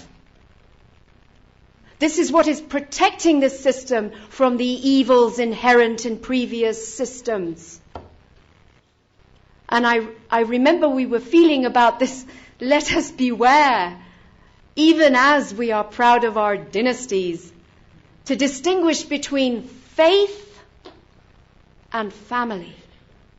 Because as we know, a family can be absolutely wonderful and is the very basis and foundation of our society, but what gives it the spiritual birthright that it passes on is something spiritual to do with the faith of those individuals. And there are those of you who may have no birth connections of any distinction whatsoever, and you have a spiritual birthright that is infinitely as great, just as great and infinitely more than some of us who can claim to have a blood connection with the Dawnbreakers. Because what you have done is recognize your spiritual birthright. And you're in the process of enriching that, so that what you have received, you will pass on. And the people you pass it on to may not necessarily be your children. They will be your spiritual children. They will be the ones that you teach the faith to. They're going to be the inheritors of your legacy. And each one of us could try to trace what our spiritual legacy is, and I could guarantee this could be quite an interesting exercise in the course of this week, to figure out how we became Baha'is. We became Baha'is because so-and-so had heard about the faith from so-and-so, who'd heard about the faith from so. Goodness me, before you know it, you're right bang in the 10-year crusade, and you've had a pioneer who has arisen in response to the summons of Shoghi Effendi, and that person in turn has been taught the faith by maybe May Maxwell. Indeed, very often May Maxwell, if it comes to the European continent. She's our spiritual birthright in Europe. She's the one who gave us that spiritual legacy.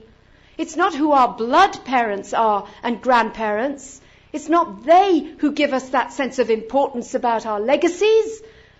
It's the spiritual birthright that we've all inherited equally.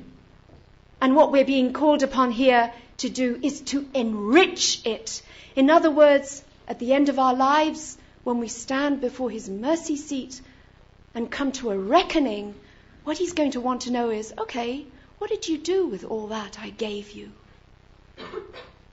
What did you do with your thimbleful or your bucketful or your oceanful? Did it come to anything?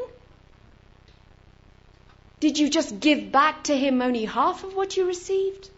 3/4 maybe? Or did you double it, triple it, so that it's multiplied? And the world has been affected by the spiritual birthright from one individual.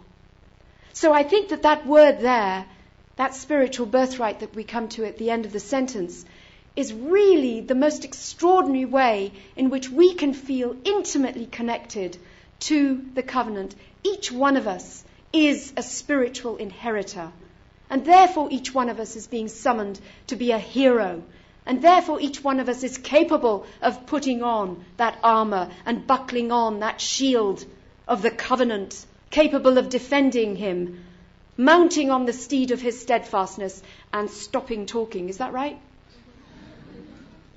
I think I've probably come to the end in any case. I don't have very much more to say. No, I shouldn't stop. Oh. Well, maybe the only thing we can really end in with is that point of infinity at the very, very last phrase. Look at it. In enriching their spiritual birthright, it's nice to kind of come to the point where you say, okay, how much? When Mr. Nakhjaváni was saying we will be called to a reckoning and asked to produce 70 people that we've taught the faith to, I found myself thinking, well, that's another way of thinking business is business. 70. Oh, that's enough. I only need to do it one person a year, and that'll do me. I don't need to have any more. But I mean, the ludicrousness of numbers here is something I think we all are aware of. But the way Shoghi Effendi ends this sentence is to remind us that the degree to which we can enrich our birthright, it is to a degree that no finite mind can imagine or human heart perceive. That's a promise. Remember, it began with the word assured. We can be assured that he who has led us, etc., will continue to assist us in enriching. We cannot do it alone. This process of enriching is not something we can do alone. But we can be assured that if he has led us in the past to achieve such triumphs, he will continue to assist us in the future to do likewise. And that is what will enrich our spiritual birthright to a degree that no finite mind can imagine. The horizon just dwindles away. You begin to see it's necessary to remind ourselves of that. Or we can reasonably venture to attempt. But in fact, the sentence that I really wanted you to remember from last year, those of you that were with us here, and those of you that were not, could just take a quick look at the sentence which begins on the second page of the 3-page thing I gave you, because this sentence of today is directed to us as heroes. And that sentence from last year would maybe help us understand what kind of heroes. Do you remember that lovely sentence? The heroes whose deeds shine upon the record of this fierce spiritual conquest. Do you remember that? Were the Bab's chosen disciples. And I think this is where that spiritual birthright is. It's those of us who recognize that we are the heroes like those chosen disciples. That is the legacy he has given us in this cause, to be among those disciples and their companions.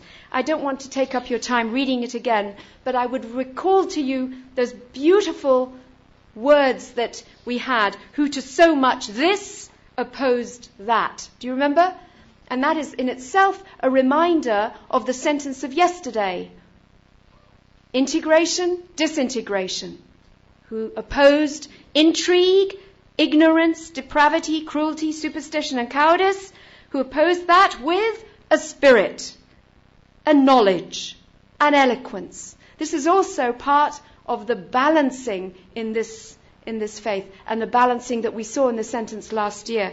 And if you think about how you can sit on a horse, which is what I can't do, it really does require a tremendous amount of equilibrium, which is what we tried to learn about yesterday. And tomorrow we'll continue Heroes in Equilibrium. Let's see where we go from there. Thank you.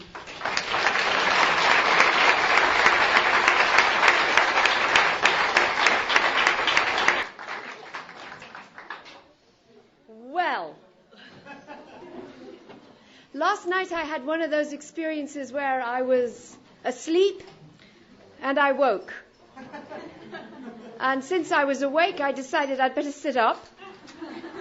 Having sat up, I stood up, I almost ran. I ran backwards and forwards in my room for about 3 hours. Then I realized I don't think that's what Abdu'l-Baha meant. So I apologize to you because I may have been running at the wrong time. But I wanted to also warn you that, you know, the sentences you've had so far have been easy. Things are going to start getting serious now. My mother just said to me, "Woo, this is really a long one." I want to tell you this is not the longest. There will be longer than this. And in the past, the sentences we've had have been very directly related to the subjects.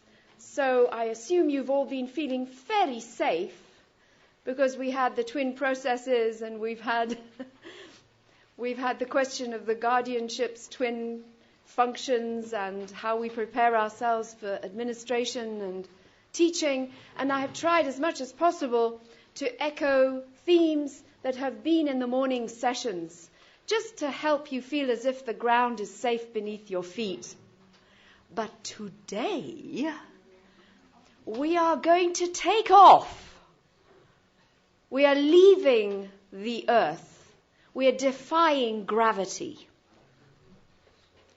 This is a sentence which, as you can see, is about this plan. Do you see those capital letters? That's our main sentence, this plan. But it gives us the experience of what I think is familiar to all of us if we could just stop and remember it. It gives us the experience of what it was like to learn to read. Now I want to just pause for a minute and repeat some of the ideas that I had shared with those of you who were here last year. Do you remember what it was like when you were little and you were first learning how to read? Do you remember in kindergarten or in those first years of school when you finally had that experience of putting this word with this word and then that word, and you remembered what that first word was and the second word, and then you're getting to the third, and you suddenly realize that your eye is moving forward, do you remember? But your brain is still keeping what was behind it, and you suddenly realize you can read. Do you remember that feeling you had? Wasn't it wonderful? It wasn't just one word. You remember how it was in the beginning? But you put it all together. The letters became one letter, one word. The words became 2, 3 words. And you suddenly, something exploded in your mind because these little squiggles on the page had meaning. They were telling you a story. And after you get that first feeling of understanding how to read, you want to kind of keep reading. You keep reading. You don't want to stop. I think if you all listen to the way little children read, you know they're going, as it propels it, and they want to keep going and going and going and going, because the excitement of holding meaning and moving forward is pushing them into the rest of the story. They just can't stop themselves. Something in the words is making them want to read. I want you to remember that experience, because when you do that, you don't always quite know what the next word is that you're bumping up against, you know. Sometimes when you first meet a word, it's a bit like walking into a wall. You go, boom. And then you kind of get past it. Oh! And then there's the next wall and the next wall. And you begin to put them all together and you realize there's a door through them all. But in the beginning, when you don't 100% understand, it feels really as if you're pushing your nose against something you don't really grasp. Now, this is what happens when we begin to read this particular sentence of today.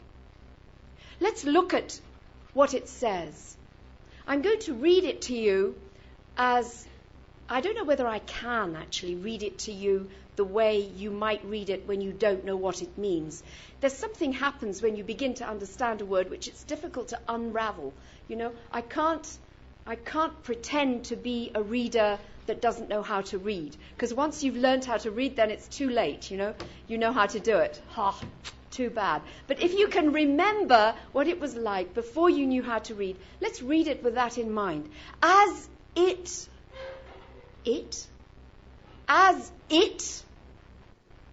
very lucid.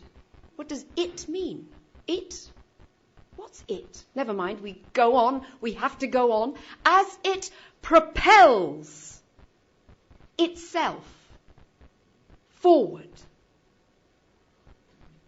Well, you can stop and ask yourself, well, wait a minute. I know the meaning of the word it, but I don't actually know what it means. I know what itself means, but I don't know what this is referring to. But I have to keep moving anyway, don't I? Because if I want to understand what it is referring to, I have to move forward. Look at that word propel. It's a very interesting word. Do you all have different words for propel in your different languages? But it's basically that thing that's in front of the old-fashioned aeroplanes. Do you remember? Do you remember? Propellers. I remember very well the first time I got into an aeroplane with my living memory. I mean, I was littler and I got into another aeroplane, but I didn't remember it so well. But I was 4 years old and I was put on an aeroplane and it was one of these. And I can remember how it started up, you know. It was the first time I was separate from my parents. So the sound of those propellers, I felt as if they were going on forever because it was in the absence of my parents, you know. Where are they taking me to? And I'd been put next to this little old English lady who was very polite, and she asked me whether I wanted a drink. And the air hostess came, and I was just suddenly realizing I was alone with this tall, thin English woman who had no bosom and no behind. And I didn't know where my parents were. Where were they suddenly, you know? I was in this aeroplane without my parents, and there was this tall English lady asking me if I wanted a drink of orange juice. I remember the steward brought me this drink. I will never forget this drink. These were in the old days, you know, before you had, cabins where the air was controlled and everything. My feet were freezing. I remember they weren't touching the floor still. They were dangling. They were like ice. And I was holding this glass, and it was a tall glass. Nowadays, of course, they just give you a little plastic jobby, right? Well, this was a real, sensible glass, this big. But for a little person, it was really too much. I mean, I could have had, if I'd wanted to, which I certainly didn't, I could have maybe drunk about a quarter of this glass, but it had been filled up right to the top. And I can remember the vibration of the propeller in that orange juice. I can remember it. I was terrified of dropping that orange juice. I remember holding it, and my feet were freezing, my hand was freezing, and I was thinking, please, let the propeller stop. I felt that propeller and that orange juice. And this word propel is an interesting reminder of the times. You know, this wonderful book that Ruhiya Khanum gave us, The Guardian of the Baha'i Faith, this is after her immortal priceless pearl. If you go and look in that book, you'll see pictures of our guardian, Shoghi Effendi, standing. There's a picture of him standing in front of an aeroplane, isn't there? And Ruhiya Khanum has written that he was so interested, so keen, so alert to the advancement of the times, so fascinated by aeroplanes. And he was on one of the earliest, what's the word for it? You know, when normal people get on aeroplanes and it's not just for, you know, civilian, that's right. He was one of the earliest civilian passengers on an aeroplane. And I was much struck by that when I came to this sentence. Because when he gives us that word propel, it's not just an abstract concept. He really wants us to start. This is the way this sentence is beginning, okay? As even before we know what it is, we realize that there is something in this it that is propelling itself forward. He's already shot you out. With the very first words of this sentence, he's got you moving. And you don't really know what it is making, what it is that's making you move, but you're moving forward. All right? As it propels itself forward, driven by forces which its prosecutors cannot hope to properly assess. Prosecutors is one of those words which has to be looked up in your dictionary. The prosecutor is the one who prosecutes something, who does it, who initiates, who takes into action. Okay? Prosecutors properly. Do you notice how propel, prosecutors, properly, all have P words. Do you see? They're all those propulsion words. And they force your lips to use that noise. It gets you moving in that direction. You still don't know what it is. As it propels itself forward, driven by forces. What forces? Shoghi Effendi hasn't told you yet. You're still bumping up against the words. You're still trying to understand what. You know you have to move forward, but you still don't really know what is driving you. Now, here's an interesting contradiction. Before you even finish that first phrase, look, there are 3 contradictory statements that he's making. He's saying, this is something, whatever it is that we haven't figured out yet, this it is something which propels itself. Okay, I got that. Thank you. Got that. We go to the next bit of the phrase, driven by forces. Now, wait a minute. I thought it was propelling itself. Now he's telling me it is being driven. Something is driving it. So you say, wait a minute. Is it propelling itself? Or is it being driven? Because those two things seem to go in opposite directions. When it propels itself, there's something within that's motivating it out. When it's being driven, the forces behind it. Those of you who know Newtonian physics better than I do can explain what propulsion is doing when it's being self-motivated, when it's coming from behind. There's a difference there. And then we get to the third one, as if that wasn't enough. We go to which it's prosecutors. Now, if something is propelling itself, and then we're told that it is being driven, then we're being given a third contradictory statement, that it has prosecutors. That means it has those, or people, or agents, or some element which is putting it into action.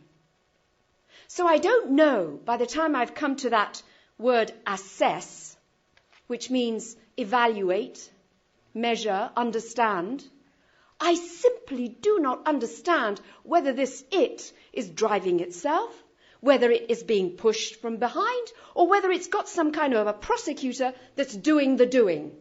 I don't know. I really have no idea. I look at myself reading that first phrase, and I just don't know what it's telling me. Is it going forward by its own motion, or from behind, or through prosecutors? Okay? In this confusion, in this inability to assess, I come to the next phrase. Now, Shoghi Effendi often tricks us. He wants us to realize what reading is about.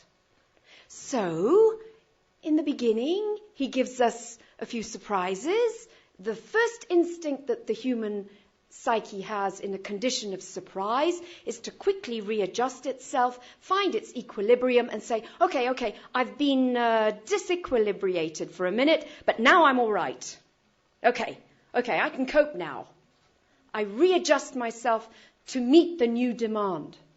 And just at the point where I'm most confused, he gives me a little secret trick. He says, okay, you're confused? All right, I'll give you safe. I'll give you something safe. And the next few words, as it. Now, why is that the little hook? Because the first phrase begins with exactly the same, doesn't it? As it propels itself forward, driven by forces which its prosecutors cannot hope to assess. As it. And that little nervousness in me says, oh, okay. Thank you, Shoghi Effendi. He's going to give me a few of these as-its. As it does this, da-da-da-da. As it does that, da-da-da-da. As it does the other. I begin to see all these as-its, I think, okay, I can cope.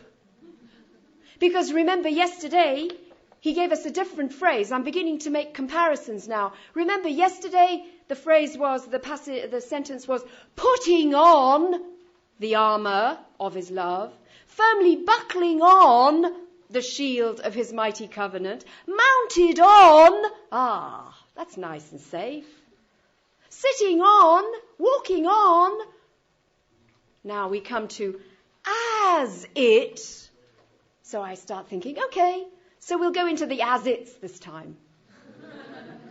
Now, what's the difference between the present participle ing and this interesting construction that he gives us, as it propels? Do you notice the tense has become present tense? It's not propelling itself forward, spreading its ramifications. No, it's as it propels itself, as it spreads its ramifications. What has changed there? We've come into the solid present tense, haven't we? Very, very different from the present participle with yin, yin, yin. With that continuity of, it doesn't matter actually if I don't quite get my armor on straight, because I'm going to go on putting this armor on and getting my shield ready. It's a continuous process. There is no end. Now, this is different. As it propels, as it spreads. This means something quite different. This is forcing us to realize that the continuity here is a motion which is self-generated because of the verb. The verb is the present tense verb with a subject. It propels. It is driven, okay? It spreads. Suddenly, there's a far greater force in that phrase. Suddenly, the phrase is forcing us to realize that while this is happening, something else may happen, okay? But it's not something, the while process is not something that I can just imagine is going to happen forever. It's not an ing word. It's a precise action that's taking place at this moment. It's a much more urgent way of understanding time. It goes back to that idea of coincide, which Mr. Nakhjaváni was telling us on the first day. As it, at that very moment that it propels itself, as it spreads its ramifications. Okay? Now, just as we're getting accustomed to that, or at least we're expecting that nice little hook of as it, he takes the ground away from beneath our feet. So he doesn't allow us the satisfaction of any more as-its. He breaks the pattern immediately and he spreads its ramifications Now, that word ramification, the best way to understand it is to remember the wonderful Italian video that we got on the Night of the Culture. Do you remember the seat for politics? Putting down those roots. Everybody else in the European Common Market, the European Union, you've got a leader, he comes to the seat of power and he goes away. And the next leader comes. But with Italy, you got those ramifications. And then as if that wasn't enough, you got the octopus arms. These are ramifications. It's a vegetable process, okay? It's a rooting and a spreading out and a growing. And it goes in all directions. It's uncontrollable.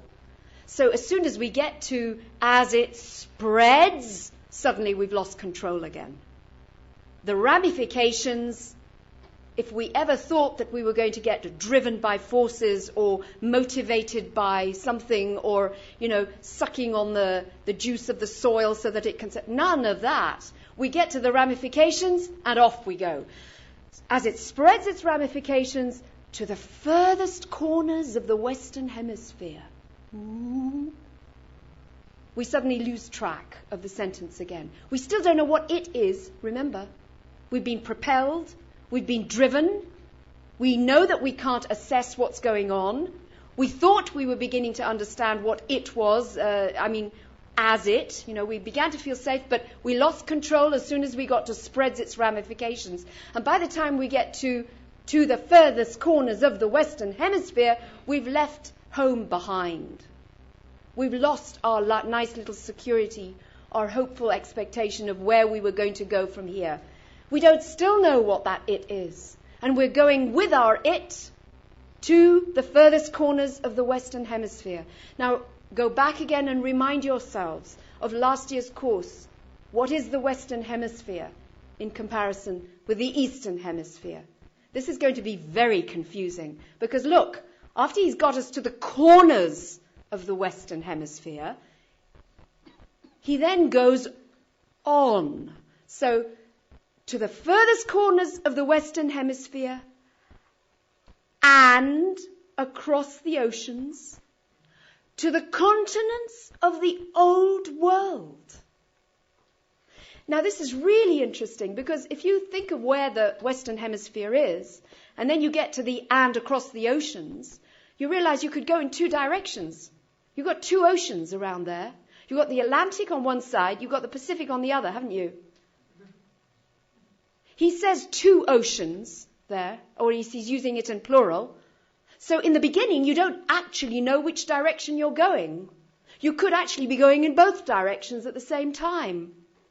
Now see what that does to your imagination. In the beginning, also, when you first read this passage, when you get to the continents of the old world, for a minute you feel safe there. He's tricking you. You say, the old world. I know what the old world is. It's in contrast to the new world, right? The new world is what we have on that Western Hemisphere. The old world is us, here in Europe. Safe. But in actual fact, you keep going, because he doesn't let you rest in the old world. Look, and beyond them. Woo! So before you're even 100% safe in the old world, you've gone beyond. And you suddenly have to go backwards in your head and remind yourself, wait a minute, we think we're old here in Europe, right?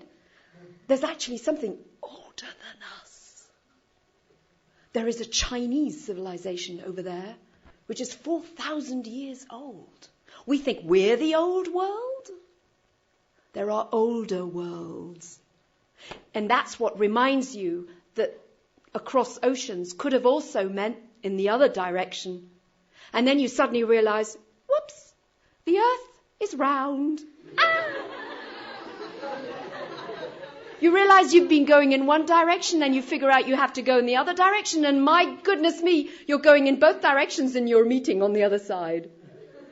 Because that's exactly where he takes us, across the oceans, to the continents of the old world, and beyond them to the far-flung islands of the seas. He drops you in the middle of the water. That's where you end up in the beginning of this sentence. You were propelled. You had to go, whether you liked it or not. You hung on to a few as-its, but it didn't work. You still don't know what it is. You kept on spreading. You spread further. You went out to the corners of the Western Hemisphere. It keeps going. It keeps going. You go beyond that to the oceans. You can't figure out whether it's the Pacific or the Atlantic, but at any rate, there are older worlds yet beyond the old world, and you can get to them from whichever way you go, and suddenly you're right in the middle of the ocean with those far-flung islands, and you're hanging on to that island. What is it? What I find wonderful about this sentence is that it is, of course, about the plan that Shoghi Effendi gave to the American Baha'i community. That's what it is. But do you notice that in reading this sentence, you're not only experiencing what it's like to read, because that's what I've been explaining with you, to you. It's the process of reading that we're discovering when we hang on to the island of meaning. That's what it is I understood here. It's also the experience of the pioneers. This is a sentence that takes you pioneering. This is a sentence that lifts you up, propels you out of your home, sends you to the furthest and most remote continents and oceans of the world, and drops you there, and you say, oh, as Martha Root probably did when she arrived in Hawaii, which is the place she died. An island. Okay. So I die here. I die here and I begin to live here. Because on this place, this little tiny island of meaning, we finally, as readers, we find our feet on the dry earth. And as pioneers, we find ourselves arrived. We suddenly realize why we're here. We've come here because he finally gives us what it is. And to the far-flung islands of the seas, this plan. It's really interesting to look at the psychology of Shoghi Effendi's syntax. He's using psychology here. He's using a grammar of a particular language to pull on every aspect of our minds and hearts. Look at the way the grammar makes us land on the plan. I'll start it again. Let's propel ourselves forward from the beginning and see with what relief we land on our feet with this plan. Look at it. As it propels itself forward, driven by forces which its prosecutors cannot hope to properly assess, as it spreads its ramifications to the furthest corners of the Western Hemisphere and across the oceans to the continents of the Old World and beyond them to the far-flung islands of the seas, this plan. Thank God for this plan. Do you see how he works on us? This is divine psychology of grammar.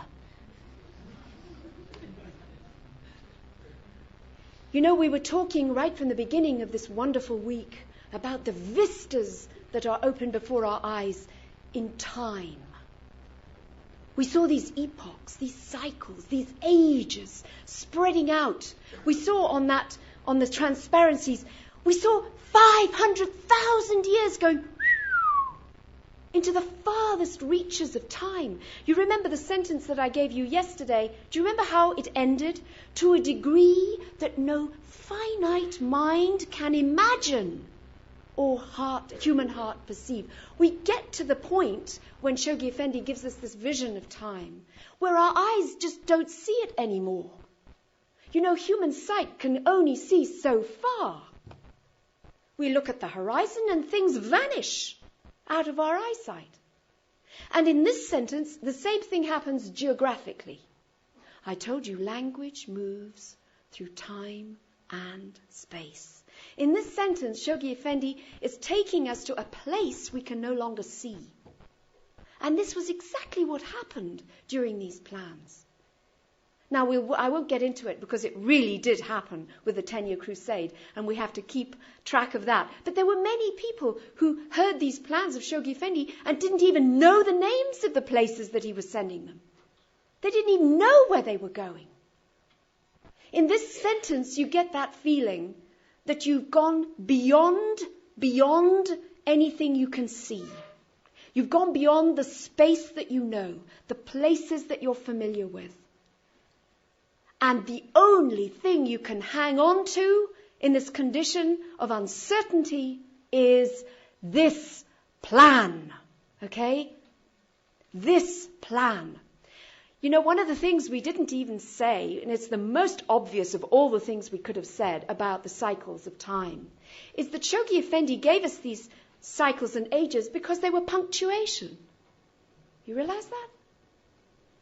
Punctuation, you know what I mean? Commas, semicolons, full stops.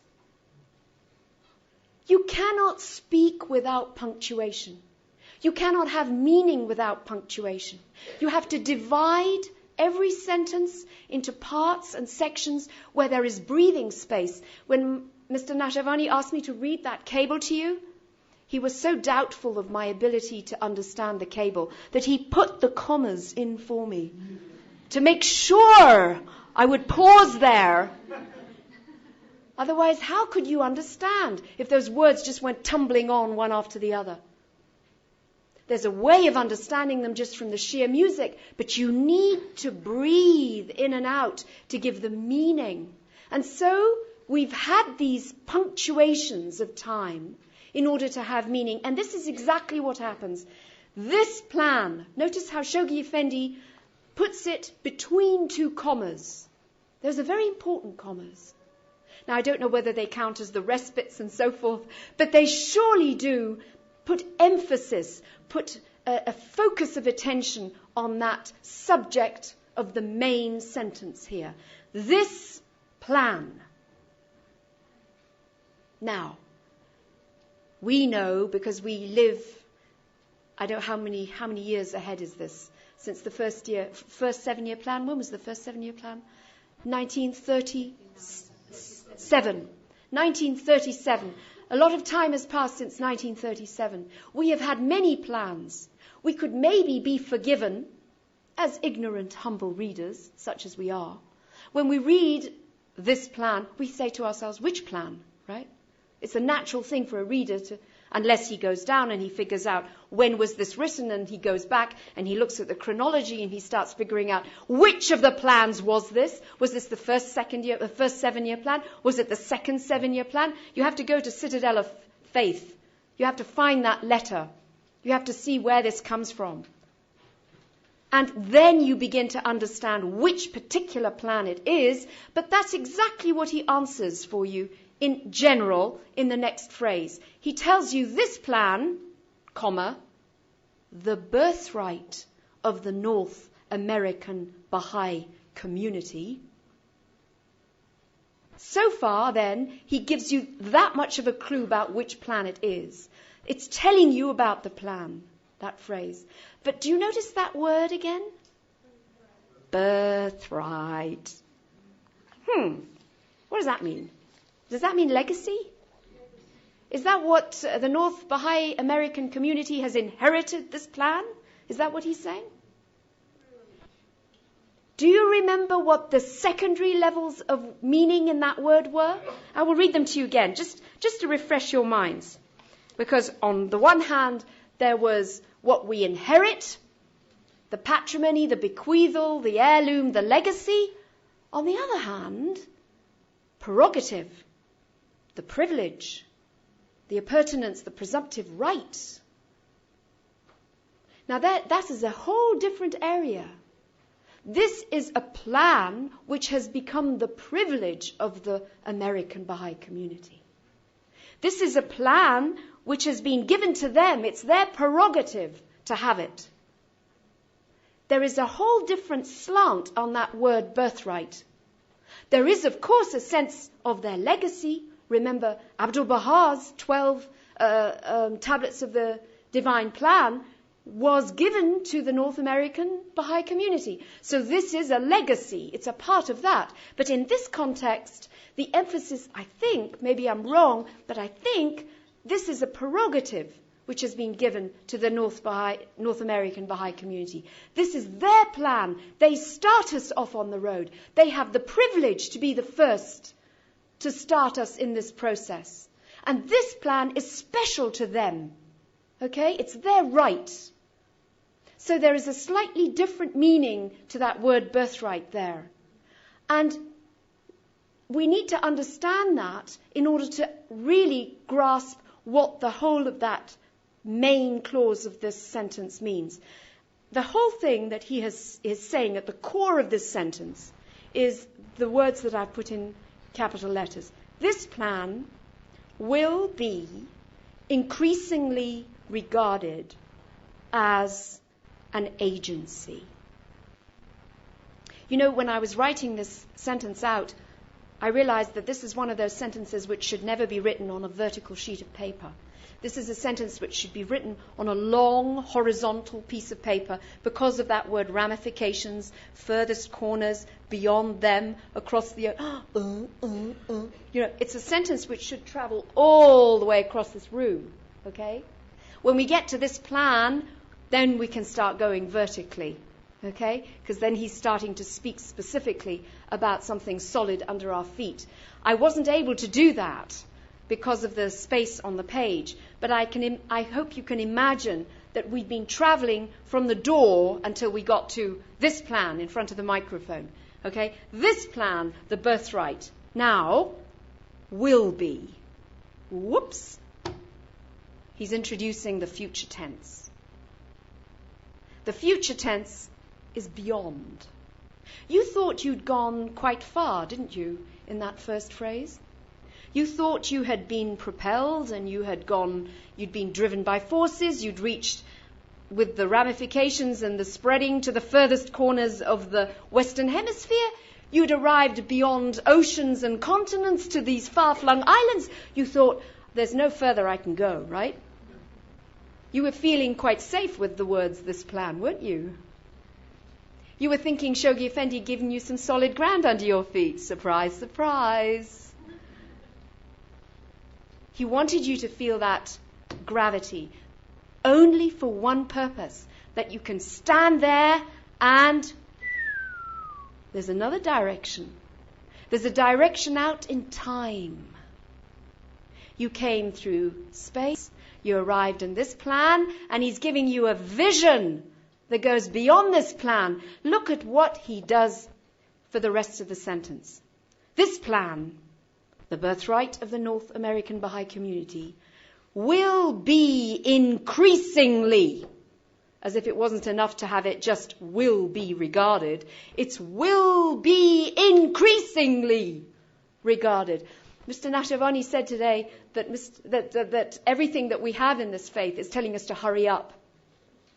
That Shoghi Effendi wanted his plans to be completed yesterday. There is a sense of propulsion in this cause. There is a force that's driving us. There is an energy that's forcing us forward. And it's increasing. Just as you feel, okay, that's enough. I can cope with that. No more. Suddenly, it gets faster. It gets more. At the very point of pressure where you think that's the maximum I can do, increasingly he gives you. Somebody advised me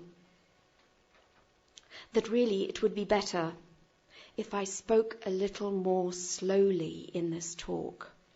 That I was talking too fast.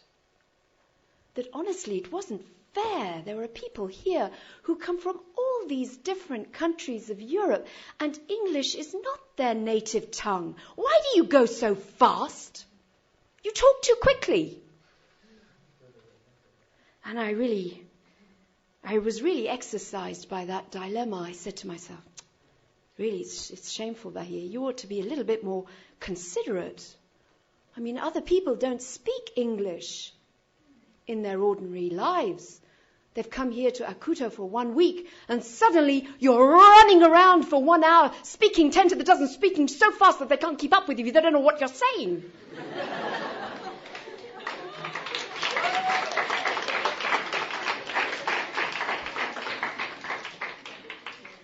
And then, I said to myself, well, what else can we do? Well, we've got Shoghi Effendi's sentences behind us. Ta-dum, ta-dum, ta-dum. These sentences are pushing us forward. They're propelling us. They're making us. I mean, also, time goes on. Don't forget to wave to me. I only have so much time, to go through this incredible sentence. Do you realize that in one sentence, the one that we have today, he takes us out with that propulsion and he ends up, just let me read you the last part of this sentence. This plan will be increasingly regarded as an agency designed not only for the enlargement of the limits of the faith and the multiplication of its institutions over the face of the planet, but for the acceleration of the construction and completion of the administrative framework of Baha'u'llah's embryonic world order,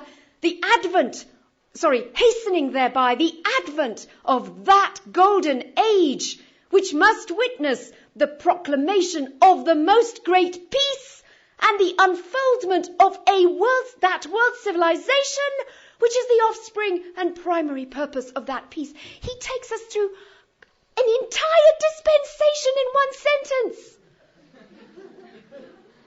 He says, I'm giving you a plan, right?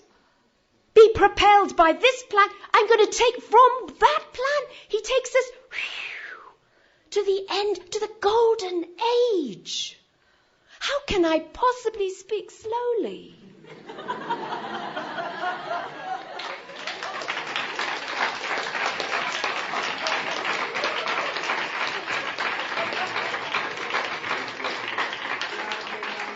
All right, let's get down to some hard work here, because I have gone over a few important things here. We just skipped over that main sentence, very dilettante fashion. Shoghi Effendi doesn't like us to be dilettantes. He will accept us as amateurs. He doesn't expect us all to be experts, but he doesn't want us to be dilettantes. He wants us to be serious readers. Once we start on something, we do it as properly as we can. So, let's go back to that main sentence. We had increasingly regarded as, and then we come to a most disturbing word. I didn't ask you which word you would choose in this sentence, because in fact there were quite a few words you could have chosen, but I decided to choose the word agency, because it is one of the vaguest, seemingly amorphous, ambiguous, uncertain words you could possibly use. It could mean anything. It could mean secret agent. What does it mean? I looked up this word agency, and I want to read to you all the different things I found. And check them out with each word that I give you. See how it works with. This plan will be increasingly regarded as a way, a means, a tool, a device, a method, a system, an instrument, a mechanism, an implement, a technique, a procedure, a process, a medium, a mediator, a lever, a facilitator. That's interesting. An expedient, a modus operandi, a midwife. Do you know what a midwife is? She's the woman who helps a baby be born. A midwife, a handmaiden, a servant. These are all the possible meanings, and I left out quite a few, of the word agency. This plan will be increasingly regarded as a midwife. Woo. This plan will be increasingly regarded as a facilitator, an expedient, a process. Think of all those meanings. As a servant, as a means of doing something.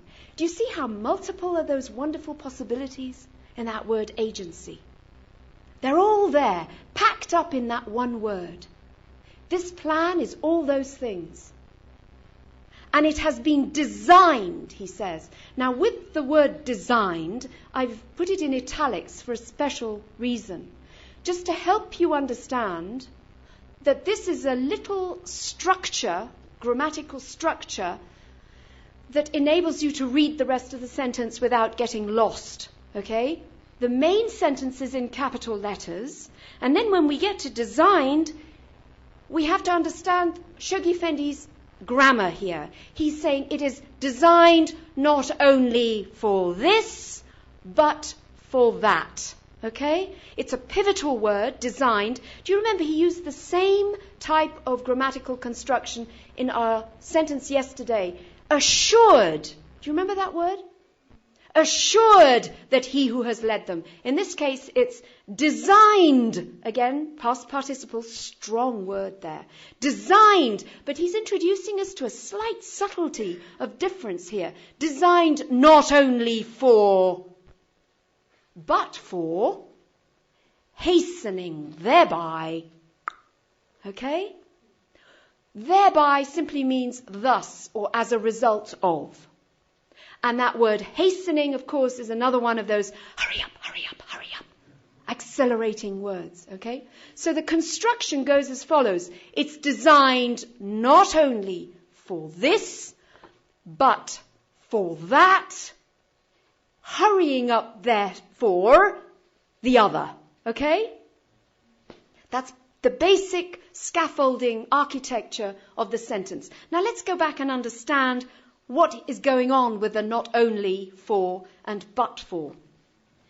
Not only for. Do you remember where I left you in the far-flung islands? Do you remember that feeling of being out there in the middle of the ocean? Right. You have to go back and remind yourself as a reader, that's where he took me, right? He took me beyond the continents, beyond the oceans, out to those far-flung islands. I was beginning to see the planet. I was beginning to see geographic space in a way all held in my mind that I hadn't done before. But he, just at the point where I remember that, he reminds me not only for the enlargement of the limits of the faith. Now, I had a big debate about whether I should choose the word limits instead of the word agency, because that is a most interesting word. He does not say not only for the enlargement of the limitations of the faith. He says the limits of the faith. And the word limits has a very specific meaning. It means the bounds, the enclosed space, the sphere of influence. You're going to come to this word later, the pale, a fenced-in area, a space that is fenced in. Now, in order to understand that, you have to remember those lines of the first. Do you remember? The major, the minor, integrative processes, the major disintegrative processes. Do you remember the minor process of integration up at the top, which was going streaking up ahead towards the golden age? That is the development of the faith of Baha'u'llah, the cause of Baha'u'llah in the world. That is specific to our job as Baha'is. Underneath it was the dotted line, right? That was nothing to do with the efforts of the Baha'is. The pale, or rather the limits of the faith, have to do with our Baha'i activities. Those things specific to the growth and the development of the Baha'i community around the world. That's what that word means. It's what's in that minor plan of God, in that integrative process. Those are those limits, very different from limitations. It's precisely what Mr. Nakhjáváni was saying this morning about, okay, so we're going to have teaching plans, or we're going to rather 19-day feast. Now, a 19-day feast is within the limits of this faith. This is something to do with our development as a Baha'i community. This is something to do with the responsibilities of the local spiritual assembly to organize, right? That's within the limits. Now, other things that we're doing related to the setting up of orphanages, the activities to do with the equality of the sexes, the efforts that we put into education for children, all kinds of things are outside the pale of the faith, outside the limits of the faith. This is within those limits. That's what that word means here.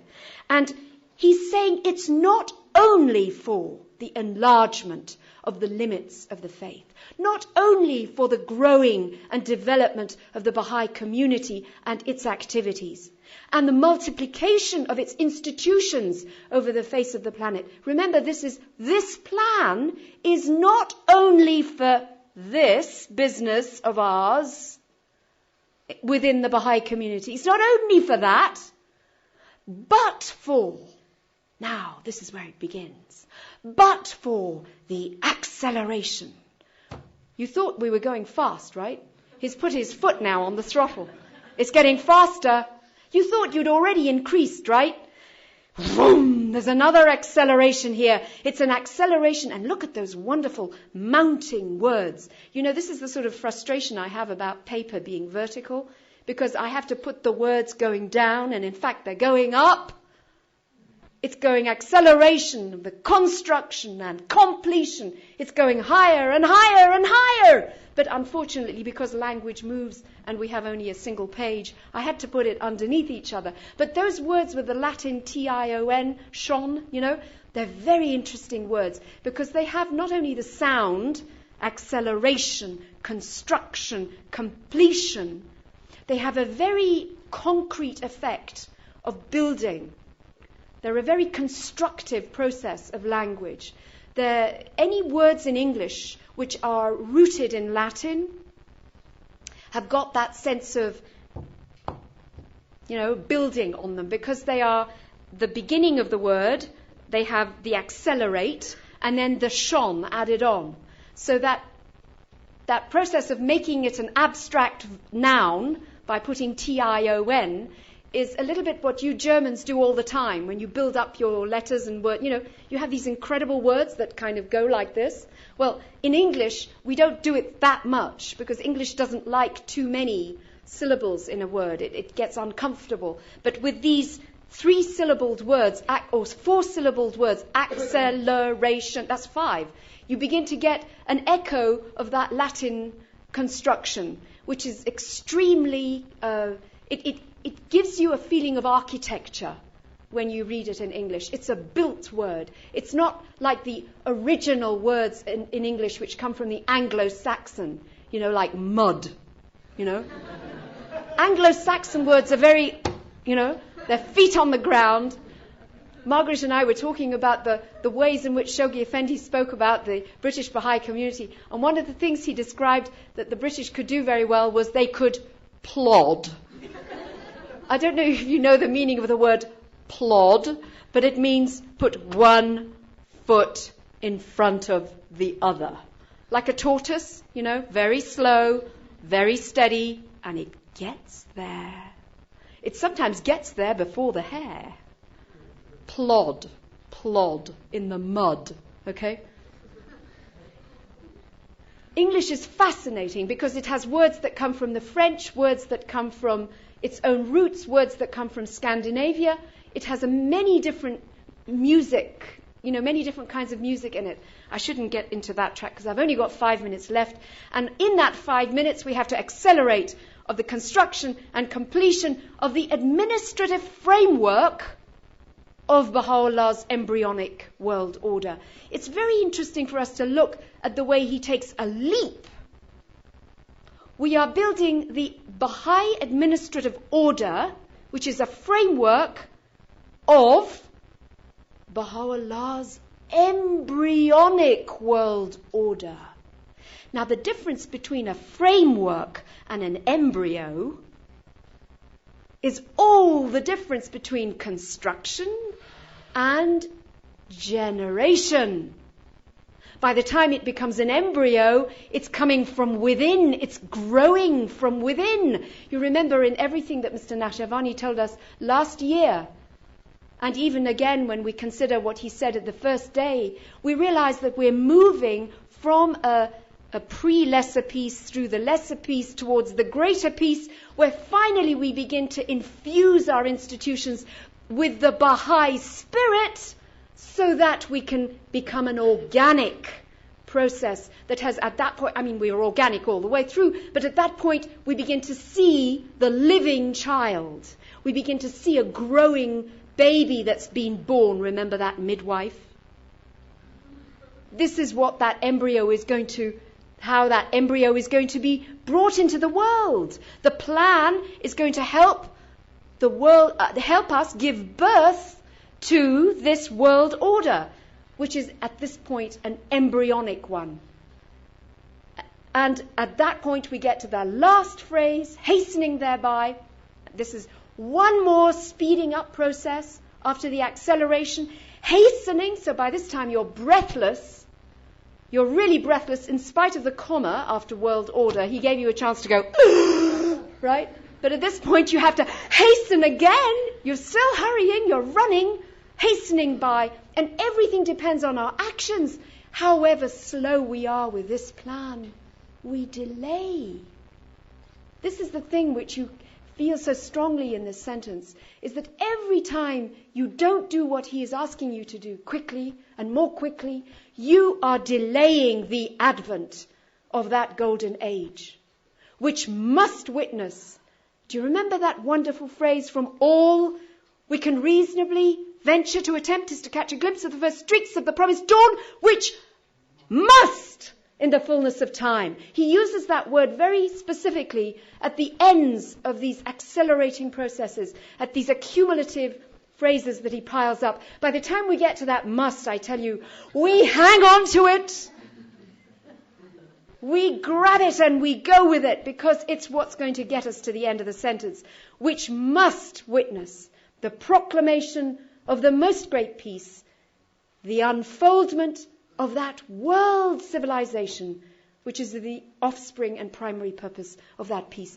Before I end, I just want to remind you that by his magic, by that power he has with language, do you see that Shoghi Effendi has ended the sentence with a whole pile of peas? Take a load of that. Offspring, primary purpose of that peace. You begin to realize that is the ultimate P word. That's what this plan is for.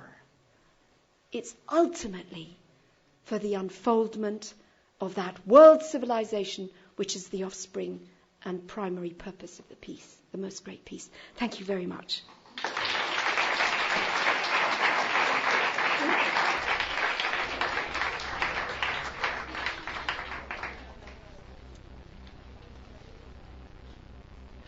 You know, dear friends, my instinct is that I wish we didn't have to hear me talking this morning, because there were things that were said by Mr. Nakhjaváni in this last talk this morning that I would love to meditate on, to ponder on, and to go and do what he asked us to do, to read some of the passages that he had given us last year in the talks that he gave us on the guardianship, to read about the importance of the Will and Testament. In fact, I just thought, wouldn't it be better if we all just went and read the Will and Testament in this hour instead of having to listen to me?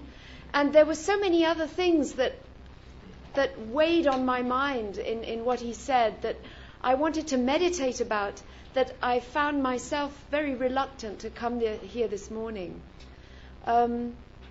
Somebody also, in fact, two people yesterday told me that after this propelling business, they said, you know, you exhausted us. And I said to myself, well, maybe we should slow down a bit here. Maybe we should slow down, because, you know, we've got something coming up. There's something starting. You felt the vibrations, haven't you? You felt the stirrings, haven't you? It's going to come upon us. We could almost not stop Mr. Nakhjáváni from taking off at the end of the talk. Well, the last 2 days of this week are going to be on that incredible subject. And I thought that with your permission, before we plunge into it with him, let's first pause. You know, these wonderful charts that he gave us show us clearly how Shoghi Effendi gave us moments of respite. And there's something about pacing, you know, something about pausing to take stock that actually helps the acceleration process. You can't keep climbing to a climax non-stop. There was somebody I knew who was a pianist who used to do a bit of self-criticism and say that when he played Chopin, he felt sometimes he was like a hippo stuck in a yawn. You know how a hippo yawns? And he'd kind of get up to his climax and then he'd get lockjaw. You know, and you need to know at what point to shut your mouth so that then you can open it again with greater force later. And I have a feeling that what we need to do today is to take stock a little bit. You know, take stock means stop and bring ourselves to account. Stop and think a little bit. Stop and wonder where we are. You know, one of the reasons I used sentences was because in a sentence you have the sense that well, let me start this another way. Most of us today have forgotten how to read. Most of us have developed the art of speed reading. And when I gave you the propeller sentence yesterday, I was a little bit concerned lest you got confused between the kind of propulsion that Shoghi Effendi is giving us in his sentences and speed reading. Speed reading is superficial reading. It's a kind of reading that goes over the surface of what you're reading. And you're really just trying to get a summary of the main points. And your eye goes doing over the page, turn the page, because you've got to read 200 pages before your lecture tomorrow, you know. What is this stuff? You just have to sort of absorb it in this speed reading way, which is extremely superficial. We're also being encouraged to speed read and speed think and speed listen by the media today. Everything around us in our commercial civilization, in this world of raw extreme capitalism, is telling us that words are actually only there to sell something. Words are there to give you the impression of something, usually with some kind of violent sensation that's either fear or sexual arousal or some kind of adrenaline high, so that you come away from having heard something or you thought your eye grazed the surface of something and you have the impression that you've thought. There's a great deal of difference between having the impression of thinking and actually the thinking process. And there's a great difference between speed reading and being propelled into the momentum of Shoghi Effendi's prose, which forces us to actually stop and think very deeply indeed. One of the people who told me he was exhausted from yesterday's sentence used a wonderful word. He said, I felt drained. Now, when I was listening to the drains by my ear last night as the toilet was flushing, I was thinking, is that what he meant? And then I realized, no, maybe there's a different kind of draining that he meant.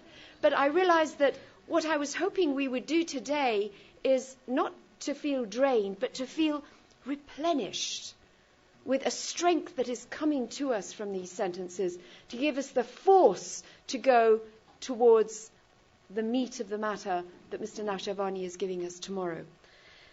I thought of giving this sentence to you for us to ponder. I used that word with somebody a little bit earlier this week, and there was an expression of surprise, and I realized the person didn't know the meaning of the word ponder. How many of you don't quite know the meaning of that word? Give me a quick show of hands. Ponder. Is there enough people that don't 100% know to merit my dwelling on it a little bit? It's spelt with a P, the famous P, and it's spelt like wonder, you know. I wonder whether Mrs. Robiati's promise that the weather is going to get better is actually going to come true. I wonder whether we're going to have pasta for lunch again today. That is a different kind of wonder, okay? When you wonder a lot and you become full of that kind of wonder, then you get wonderful. Now, the word wonderful has been debased, of course. It's an example of the kind of impression of the meaning of the word which has come down to us. It's no longer full of wonder. Increase my wonderment in thee. Far from it. It's just, oh, great, gee, wonderful. Which means, oh, nothing. Have you noticed how that's happened to language? How we're using words that just don't really sort of, I sort of, you know how it is. I sort of like, I don't know really like, but you know what I mean.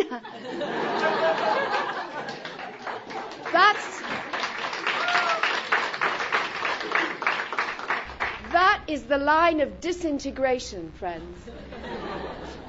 Let that happen to language. It's happening anyway. Don't help it. We're here to be part of another process of language, which is an integration process, a building up of meaning in our minds, a rising up to the standard set by Shoghi Effendi's immortal prose. That's the kind of language we're going to be using. Why did I say that? I've lost track. But we're going to go back to the sentence and get some meat out of it. Sorry, where was I? Ponder, yes. Let us ponder. So the word ponder, which is spelt like wonder, only with a P, means think deeply about. It has that meaning of meditate, dwell on. It's got weight in the word. Ponder has weight in it. The word in English, ponderous, means heavy, weighty. In other words, with Shoghi Effendi, when we start reading his words, in fact, you may have had the illusion that we were hurrying, we were rushing, we were propelling, we were taking off, we were in flight. But in fact, what is happening very often in his sentence is he's pulling us with the weight of the meaning of his words down, and he's making us sink deeper and deeper into them until we go through all the geological layers of those words. So there's a simultaneous process going on there, not of integration and disintegration, but of flying and diving. It's very interesting. So we're going to ponder, we're going to weigh the meaning of this sentence. Now, you may have the impression when you look at it on the page that it's not so bad as the one yesterday, right? It's kind of shorter. It seems to be less lines on the page, less black marks. I hope you enjoy it, because tomorrow it's going to be much longer. So let's just have that nice impression that this is an easy sentence, and let's just read it together and see where it takes us. No prophet before Baha'u'llah, it can be confidently asserted, not even Muhammad, whose book clearly lays down the laws and ordinances of the Islamic dispensation, has established authoritatively and in writing anything comparable to the administrative order, which the authorized interpreter of Baha'u'llah's teachings has instituted. An order which, by virtue of the administrative principles which its author has formulated, the institutions he has established, and the right of interpretation with which he has invested its guardian, must and will, in a manner unparalleled in any previous religion, safeguard from schism the faith from which it has sprung. That sounds easy enough, doesn't it? It sounds like, if we do a good speed reading thing, that the establishment of the world order is pretty good. Yeah. What was that all about? Oh, he said something about the world order being, the administrative order being, like... We get that much out of it. That's one. It's something about the administrative order. What else did you get out of that main sentence? No prophet before Baha'u'llah. No prophet before Baha'u'llah? Why couldn't he just say all the prophets, none of the prophets has established anything? He could have said that. No prophet before Baha'u'llah. So he's saying something more than none of the prophets, isn't he? But we get something about prophets. Well, let's not quite figure out the prophet story yet, but it's before Baha'u'llah. We've got that much in our heads? Okay, something or other about before Baha'u'llah, right? That's the other thing we get out of the main clause there. And the third thing we get is, has established anything comparable to. It's a bit clumsy, but basically we get that word comparable, which means comparison, make comparisons with. Nothing comparable to, okay? No prophet has established anything comparable to. So we get these three very vague, very woolly ideas when we speed read the main sentence. The main sentence is saying that all those people before Baha'u'llah did not do something comparable to the administrative order. That's vaguely what we understand. Now we look at his own syntax. Why didn't he say they did not establish anything comparable to? The prophets before Baha'u'llah did not establish anything comparable to. Why didn't he say that? He's turned it around. He's used a reverse syntax here. We don't go around saying things like that. No meal before has had so much pasta. We don't say that, do we? It's a bit awkward. No time before in Acuto has there been so much snow. We usually, when we're talking, say, there's never been so much snow before, right? We put the negative where? With the verb. Do you notice? There has not been so much snow. We have not eaten so much pasta before. But in this sentence, Shoghi Effendi is putting the negative emphasis right at the beginning of the sentence with the noun. No prophet. No pasta, okay? No prophet is the point there. No prophet before. Now, there is a very interesting result when you put the negative in the beginning with the noun, the subject of your main clause. You put a whole different emphasis on that main clause. Where does the weight come? That's why we got the impression when we were speed reading that it had something to do with before. Because that's where it puts the emphasis. No prophet before Baha'u'llah. That's where that emphasis naturally falls as a result of Shoghi Effendi's use of the word no before the noun prophet. No prophet before Baha'u'llah. And you suddenly realize, when you begin to question why he puts the no in the beginning there, and how that has an effect on the before, you suddenly realize, oh my goodness, he's talking about the Adamic cycle.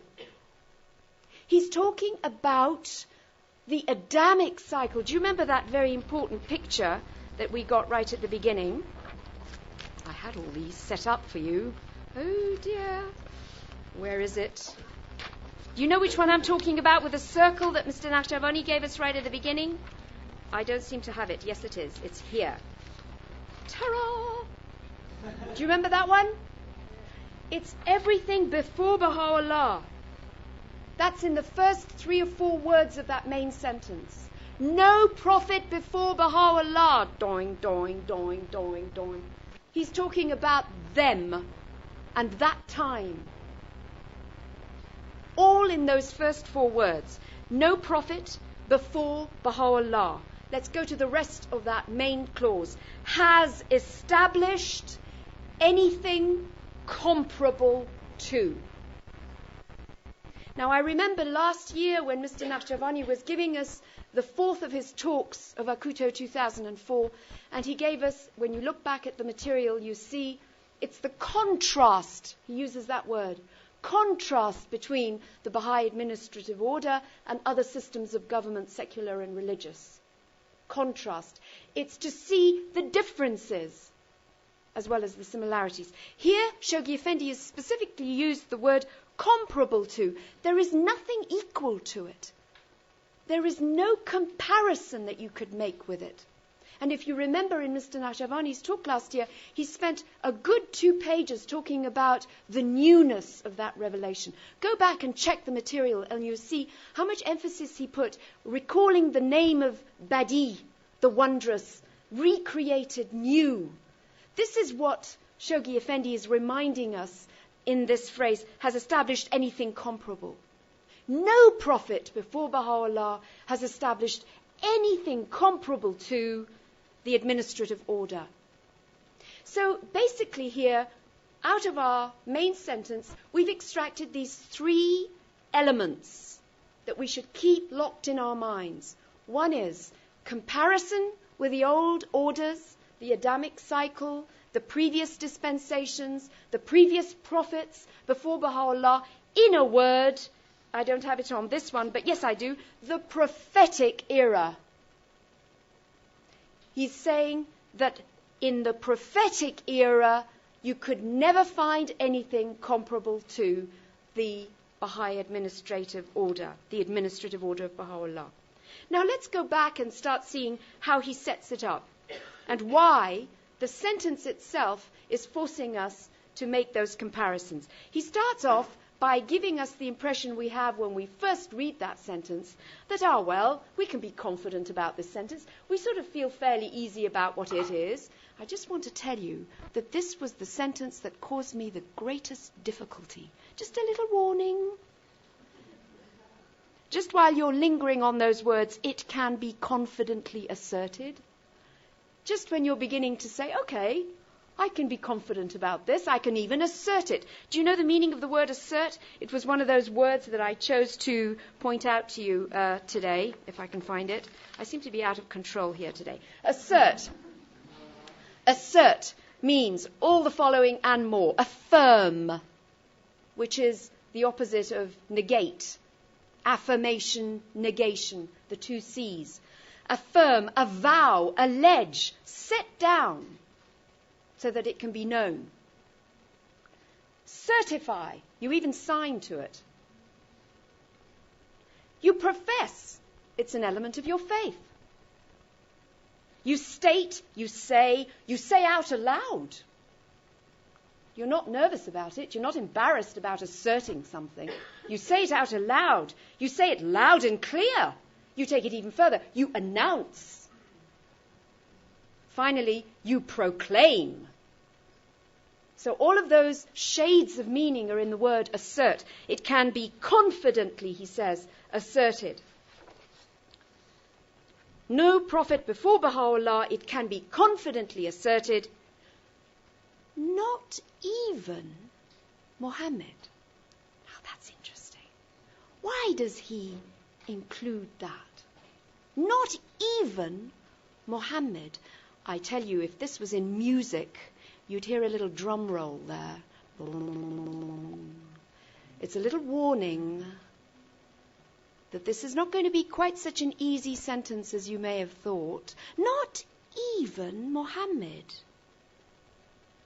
Then he qualifies it, he clarifies it. Muhammad, whose book clearly lays down the laws and ordinances of the Islamic dispensation. Oh. Now let me go back again and read the beginning of that main clause. No prophet before Baha'u'llah. So all these other prophets, did they clearly, none of them, not even Muhammad was the one who most clearly laid down something. He laid down the laws and ordinances. The others, Christ, we know he didn't himself lay anything down clearly, did he? We have his parables remembered by his disciples, written down many years later.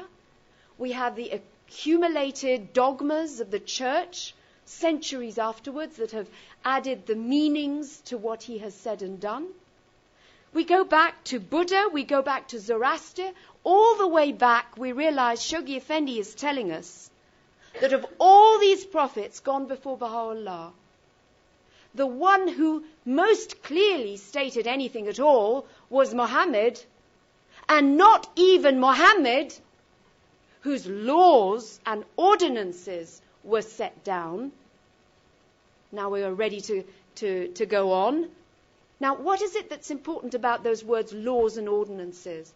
Mr. Nakhjaváni already told us this in one of his previous talks, you remember. When he was talking about the line of succession, the covenant, the authorization that comes from the center of the covenant to his successor in writing, he said specifically that in the Quran, what we have had are the laws and ordinances, and precisely those are what have actually remained, relatively speaking, in pretty good shape throughout the subsequent 1,300 odd years. They're the things that have still remained. You fast how many times a day? You pray, how many times in the year? You pray how many times a day? These are the ordinances and the laws that actually, although they have had a great accumulation of jurisprudence and clogging of interpretations that have accumulated around them, nevertheless, those essential laws and ordinances have remained pretty much intact because the Prophet wrote them down. Now, he did not write down, as we know, as we have been taught in this Acuto course, he did not write that clear, unequivocal will that stated who should come after him. Now, that begins to dawn on us as we read this sentence. No prophet before Baha'u'llah, it can be confidently asserted, not even Muhammad. Now we begin to make that comparison. It's with the laws and ordinances. Yes, he wrote those down for the Islamic dispensation, but even he, did not establish anything comparable to the administrative order. Now, there's a most important phrase that comes tucked in there just between the verb has established and the object of the verb. Has established what? Has established the administrative order, or anything comparable to, in the large sense, the administrative order. It's that phrase authoritatively and in writing. One of the reasons I didn't want to talk this morning was because I wanted to spend the whole of the rest of this hour pondering and meditating on the sublime reference that Mr. Nakhjaváni gave us to, that I can't wait to get my teeth into, about the point being the individual becoming the word, which is the group, becoming the sentence, which is the assembly, becoming the whole tablet, which is the National Assembly's... No, sorry, I've missed it. Going back again. Going from the point, which is the individual, to the word, which is to the letter, which is the group, to the word, which is the assembly, to all the sentence, which is the National Assemblies, to the luminous tablet, which is the Universal House of Justice. I wanted to just keep thinking about that, because that justifies everything I have been struggling to share with you about the reading of Shoghi Effendi's sentences. Each one of us is the beginnings of those first syllables and sounds that is going to make the point on the page of existence in our own lives. How we act that out, that moment of faith, that inception, that intimation of faith in our own lives as individuals, is going to construct groups, letters.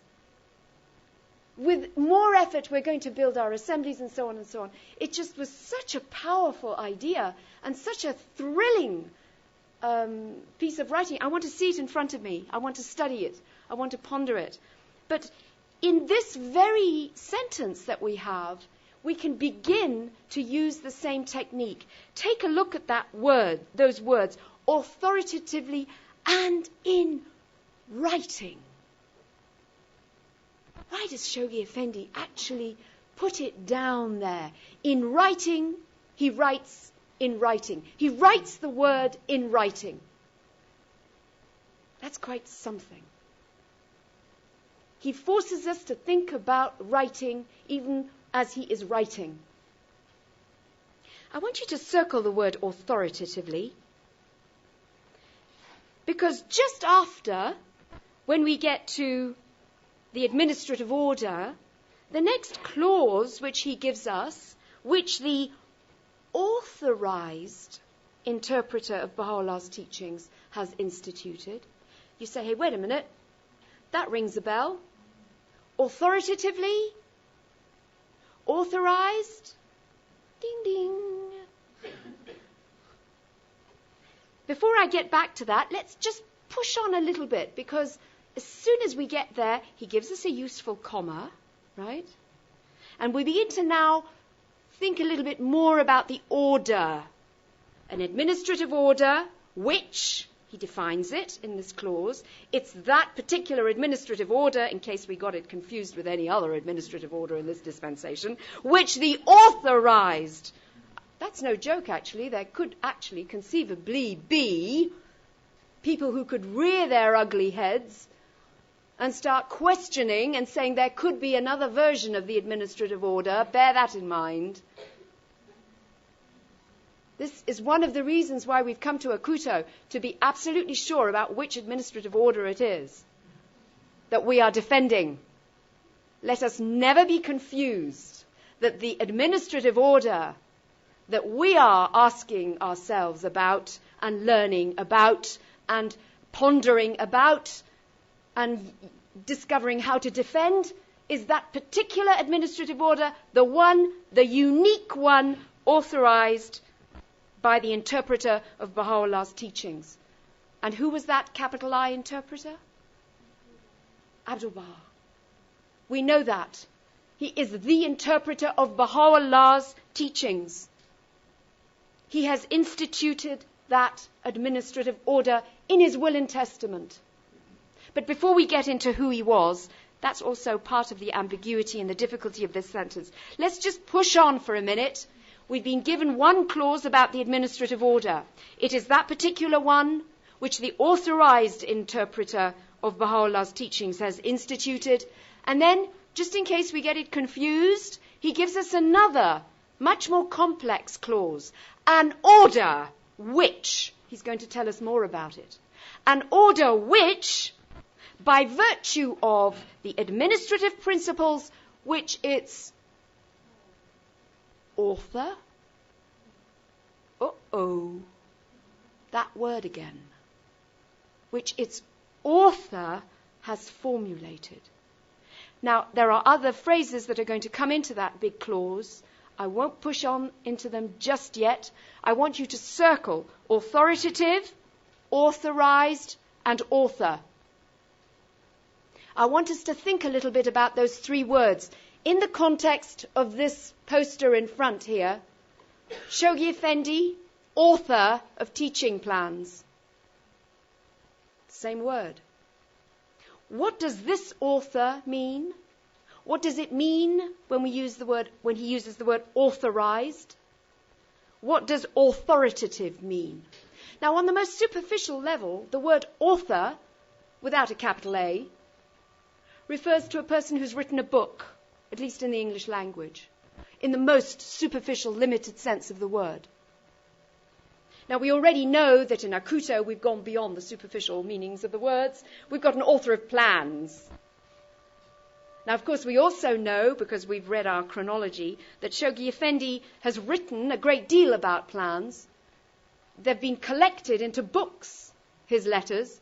We could stretch the meaning of the word back to its superficial level and say, well, he was the author of plans insofar as he wrote them up. He was writing his map just before he died. He was the author of that map. But it has a slightly larger meaning as well. It means the mind of a person has conceived of this idea. And we have to go back to the Greek myths to understand what that level of meaning in author is. You remember that wonderful image of Athena bursting out of the head of, who was it? Zeus? Wasn't that an incredible image? She was being born out of his mind. She sprang out, fully armed, from his imagination. A whole goddess standing there. It's a wonderful metaphor. It's one of the great archetypes. Remember, I told you when we read, we have to read at all the different levels. This is one of the grand archetypes of our European civilization.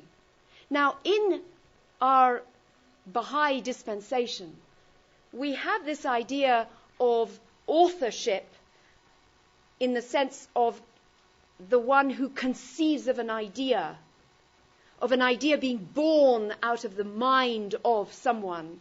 We have this in varying forms. If you go back to the sentence that we read yesterday, right at the very bottom, do you remember what that word was down there? Do you remember we got to the unfoldment of that world civilization at the very end of that sentence? Which is the offspring and primary purpose of that piece. The word offspring reminds you of Athena springing out of. Offspring. Now, the word offspring, of course, we didn't dwell on it yesterday, but the word offspring means the child of, doesn't it? It means that which is born from, conceived and born of. It's your offspring. People's offspring are their children. And it's absolutely marvelous to see in how many ways Shoghi Effendi has used that concept of offspring. We've already read them several times in the course of our Acuto material. He speaks about, as I've just mentioned, the world civilization, which is the offspring of that piece. We've already heard several times how Shoghi Effendi refers to the will and testament of Abdul Baha, which may be regarded as the offspring resulting from. Now, I'm going to get to that in a minute. I won't dwell on it until I go back to where that comes from. But that will and testament is also called an offspring. And the administrative order itself, which you remember from last year's work, is described as the child of the covenant, is also, in a way, the offspring. So we even have sort of, just for starters, 3 offsprings. Do you remember we had 3 ideas in the first main sentence? Now we have 3 offsprings. Do you notice that we had 3 words circled: authoritative, authorized, author? We're playing with 3s here. He's constructing something. He didn't just happen to write this sentence in an idle moment. He constructed it carefully, consciously. And there's a subtle meaning in these different 3s, in these words that he's using. The word author has a capital A. Now, at this point, I have to confess to you that I got very confused indeed. And I don't know whether any of you feel confused as you read the last part of this sentence, but I was so confused that I took my confusion to Mr. Nakhjaváni and I said, "Excuse me, what do you think this means?" Because I really was a little bit bewildered about who that author was referring to. There is a great ambiguity in that word.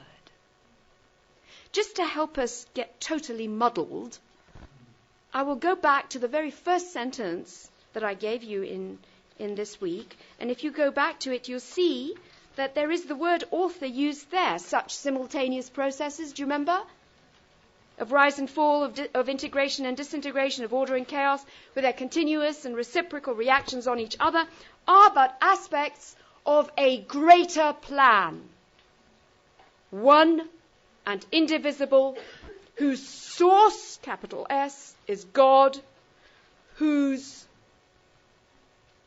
author.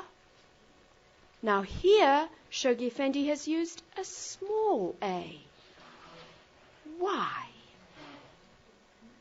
That greater plan whose author is Baha'u'llah.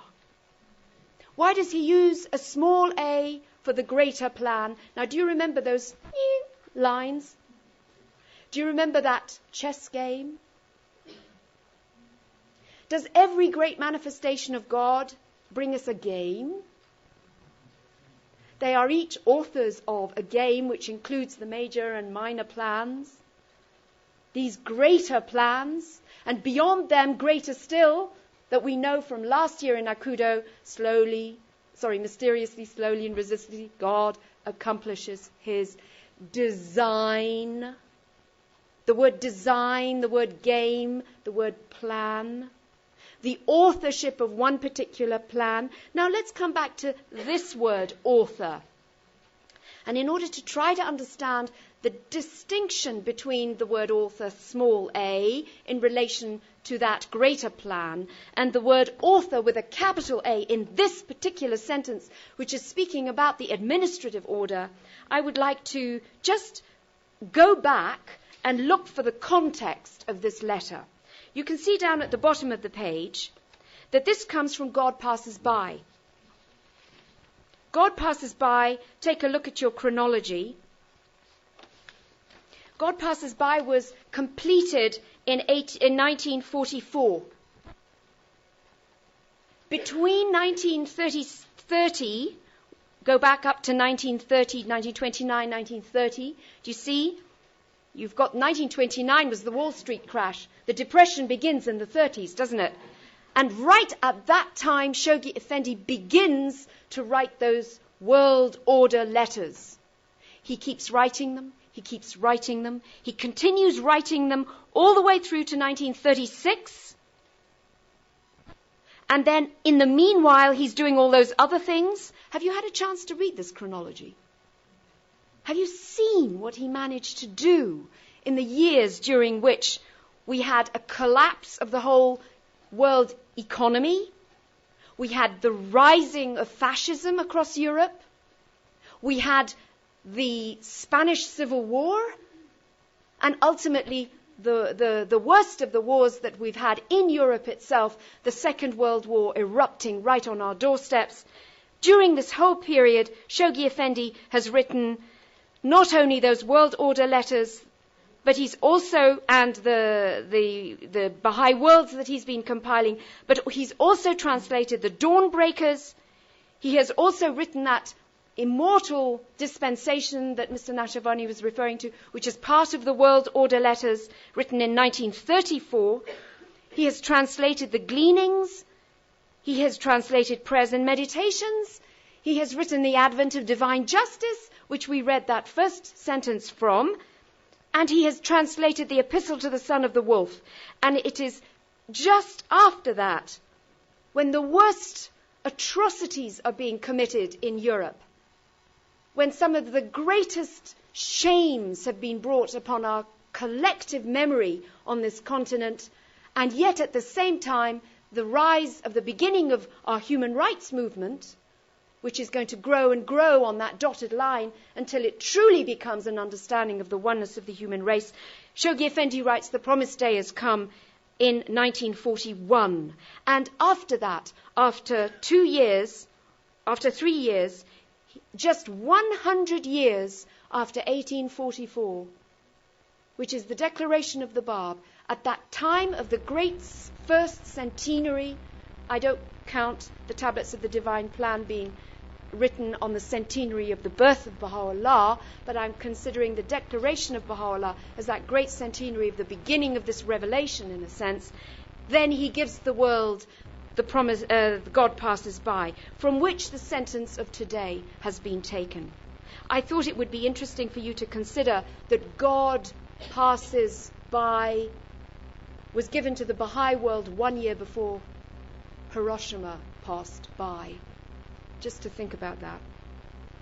I wanted to also remind you that all the statements I've put in this chronology about the writings of Shoghi Effendi, without exception, have been taken from The Priceless Pearl by Ruhia Khanum, who has described God Passes By, a book which took him 2 years to write, as the most brilliant and wondrous tale of a century, the mother of future histories, a book wherein every word counts. Think about this. Every word counts. Every sentence burgeons with thought. Burgeoning is when you've got buds like this that are getting fuller and fuller and fuller and ready to burst out. Every sentence is burgeoning with thought. Every thought leads the way to a field of its own. So now we're just taking one of those sentences. We're looking closely at each of the words that we have time for, and I've only got a quarter of an hour to finish. Oh my goodness, I haven't got to the most difficult dilemma of all in this sentence. Who is the author that is being referred to here? Who is this author? I wrote, just for the purposes of my own understanding, I wrote little numbers for the words I wanted to be sure about, that I wasn't 100% sure about. The first one was the one I already mentioned to you, the word interpreter. I put a little 1 there and underlined it. I said to myself, now, double check this. Who is the capital I interpreter he's referring to? I sort of had a hunch it was Abdu'l-Baha, but I said to myself, go back and double check that. Go back and read the sentence again and again in the light of everything else that Mr. Nakhjaváni has been saying. Be sure you understand that. The other word I marked with a number was that word author. Question mark. And the third word that I numbered was the word below guardian. Now why I did that was because in that phrase, in that clause that comes an order which, and then he describes by virtue of, which in English means by virtue of. As a result of, how can you say this? By virtue of, due to. Okay? Due to the administrative principles which its author has formulated, the institutions he, capital H, has established, and the right of interpretation which he has invested its guardian. I wrote 3 there as well, because there are 3 by virtues of. By virtue of the administrative principles, by virtue of the institutions, and by virtue of the right of interpretation. There's another 3 there. So whoever this author is has not only established formulated administrative principles that help us understand what this order is about. This author has also established institutions and has invested the guardian with the right of interpretation. At this point, when I was still pondering over the word author and exactly who it is, I began to realize that, oh my goodness, in one sentence, Shoghi Effendi has given us the definition of how to defend the administrative order. We were talking with one of you the other day about how Shoghi Effendi can give us the tools to defend the cause. In this sentence, he has given us in detailed ways, showing the derivation from the word author, which means the one from whose mind it is conceived, to authoritative, and in writing, because it comes from the author, it is authoritative, and it is authoritative because it is in writing, not just a verbal idea. And therefore, the author who has authorized can therefore authorize the interpreter. Do you see what I'm trying to get you to do? You go from the author to what he has authoritatively done in writing to the authorized interpreter that he has appointed. There is a clear progression there, and that's what helps you understand who that interpreter is. Because Baha'u'llah, authoritatively and in writing, in his Book of the Covenant, appointed Abdu'l-Baha to be the authorized interpreter. That is the first clear step. Now we go to the word, the next 3, the author. Now we get to that, the capital A. because I was confused and muddled about that, and because I had read the word interpreter and I assumed it must mean Abdul Baha, although of course we also know that Shoghi Effendi was an interpreter, who was also established authoritatively and in writing in the will and testament of Abdul Baha, just in case we thought we were safe, confidently assert. But all of them have the same, both of them have the same principle. They go from the author to the authorized, authoritatively. So far, in fact, do you notice that our word interpreter, which we initially assumed to be Abdul Baha, is Abdul Baha, and beyond him, you see the shadow falling on Shoghi Effendi. It's first Abdul Baha. That eye of the interpreter is Abdul Baha. But you see that there is a continuation of that meaning invested in Shoghi Effendi. And you have to carry that understanding in your mind, because then you begin to realize that Baha'u'llah not only authorized Abdul Baha in his will and testament, in his own will, but authorized the aqsan, the qusm, beyond Abdul Baha. So there were more than one qusm that was authorized by Baha'u'llah. There were two at least, and we had that Shoghi Effendi, the second one. So you could say that Shoghi Effendi was already implicitly appointed in the will of Baha'u'llah himself.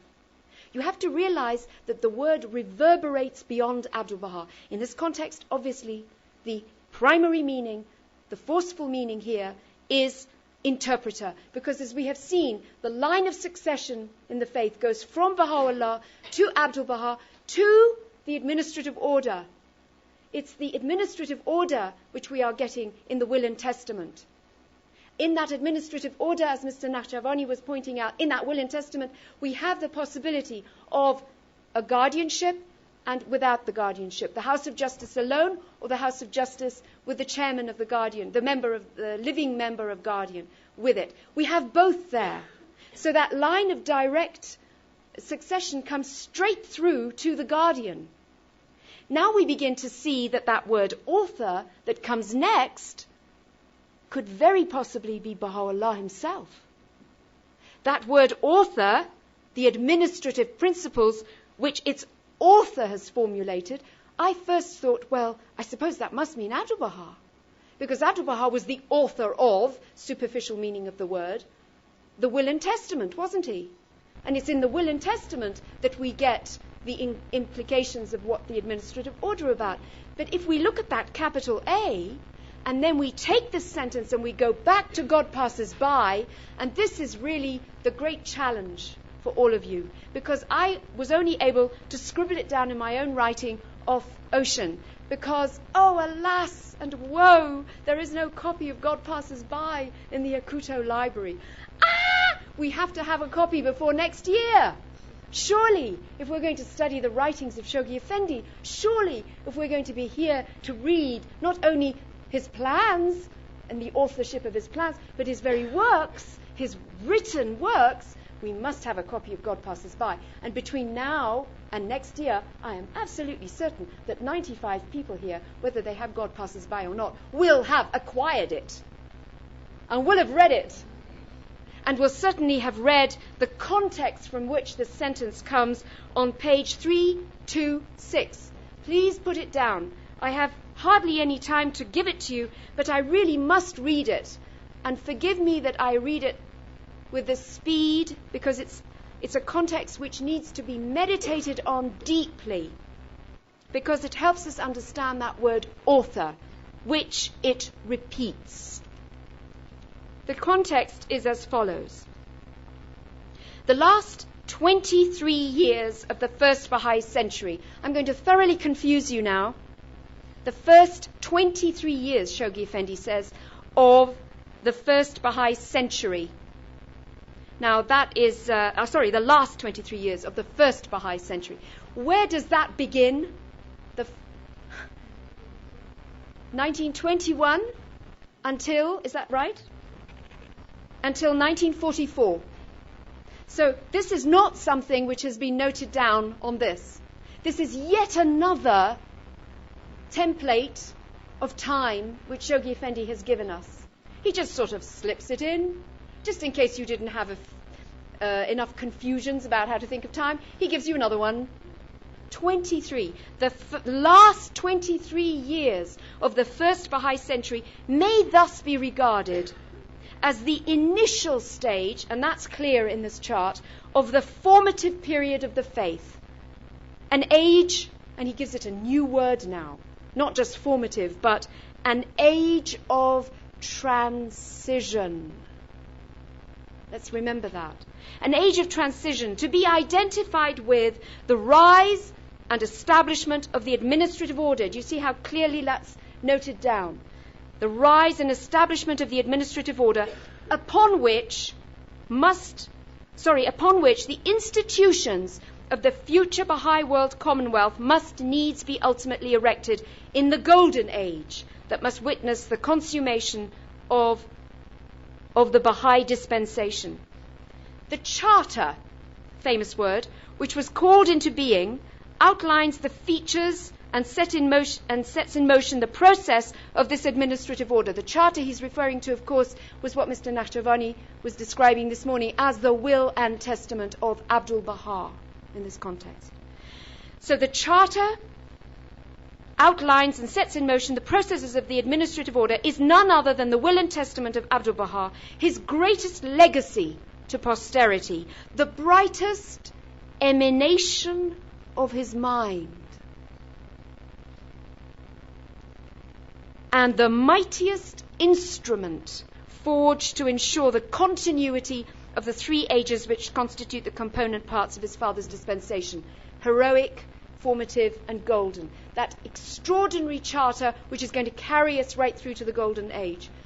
That we've already heard and pondered. Now let's carry on. The covenant of Baha'u'llah has been instituted solely through the direct operation of his, that is Baha'u'llah's, will and purpose. Full stop. The will and testament of Abdul Baha, on the other hand, the will and testament of Abdul Baha, on the other hand, may be regarded as the offspring resulting from that mystic intercourse between him who had generated the forces of a God-given faith, Baha'u'llah, between him who had generated the forces of a God-given faith and the one who had been made its sole interpreter. A mystic intercourse between him who had generated this faith and the one who has been made its sole interpreter. A mystic intercourse. The will and testament is the offspring resulting from a mystic intercourse between the mind of Baha'u'llah and that of Abdul Baha. Are you beginning to get a glimmering of something here? And was recognized as its perfect exemplar, just in case we didn't know that interpreter there is Abdul Baha. The creative energies unleashed by the originator of the law of God in this age, Baha'u'llah, gave birth through their impact upon the mind of him who had been chosen as its unerring expounder. Now, he's already given us 3 words there for Abdul Baha: interpreter, exemplar, and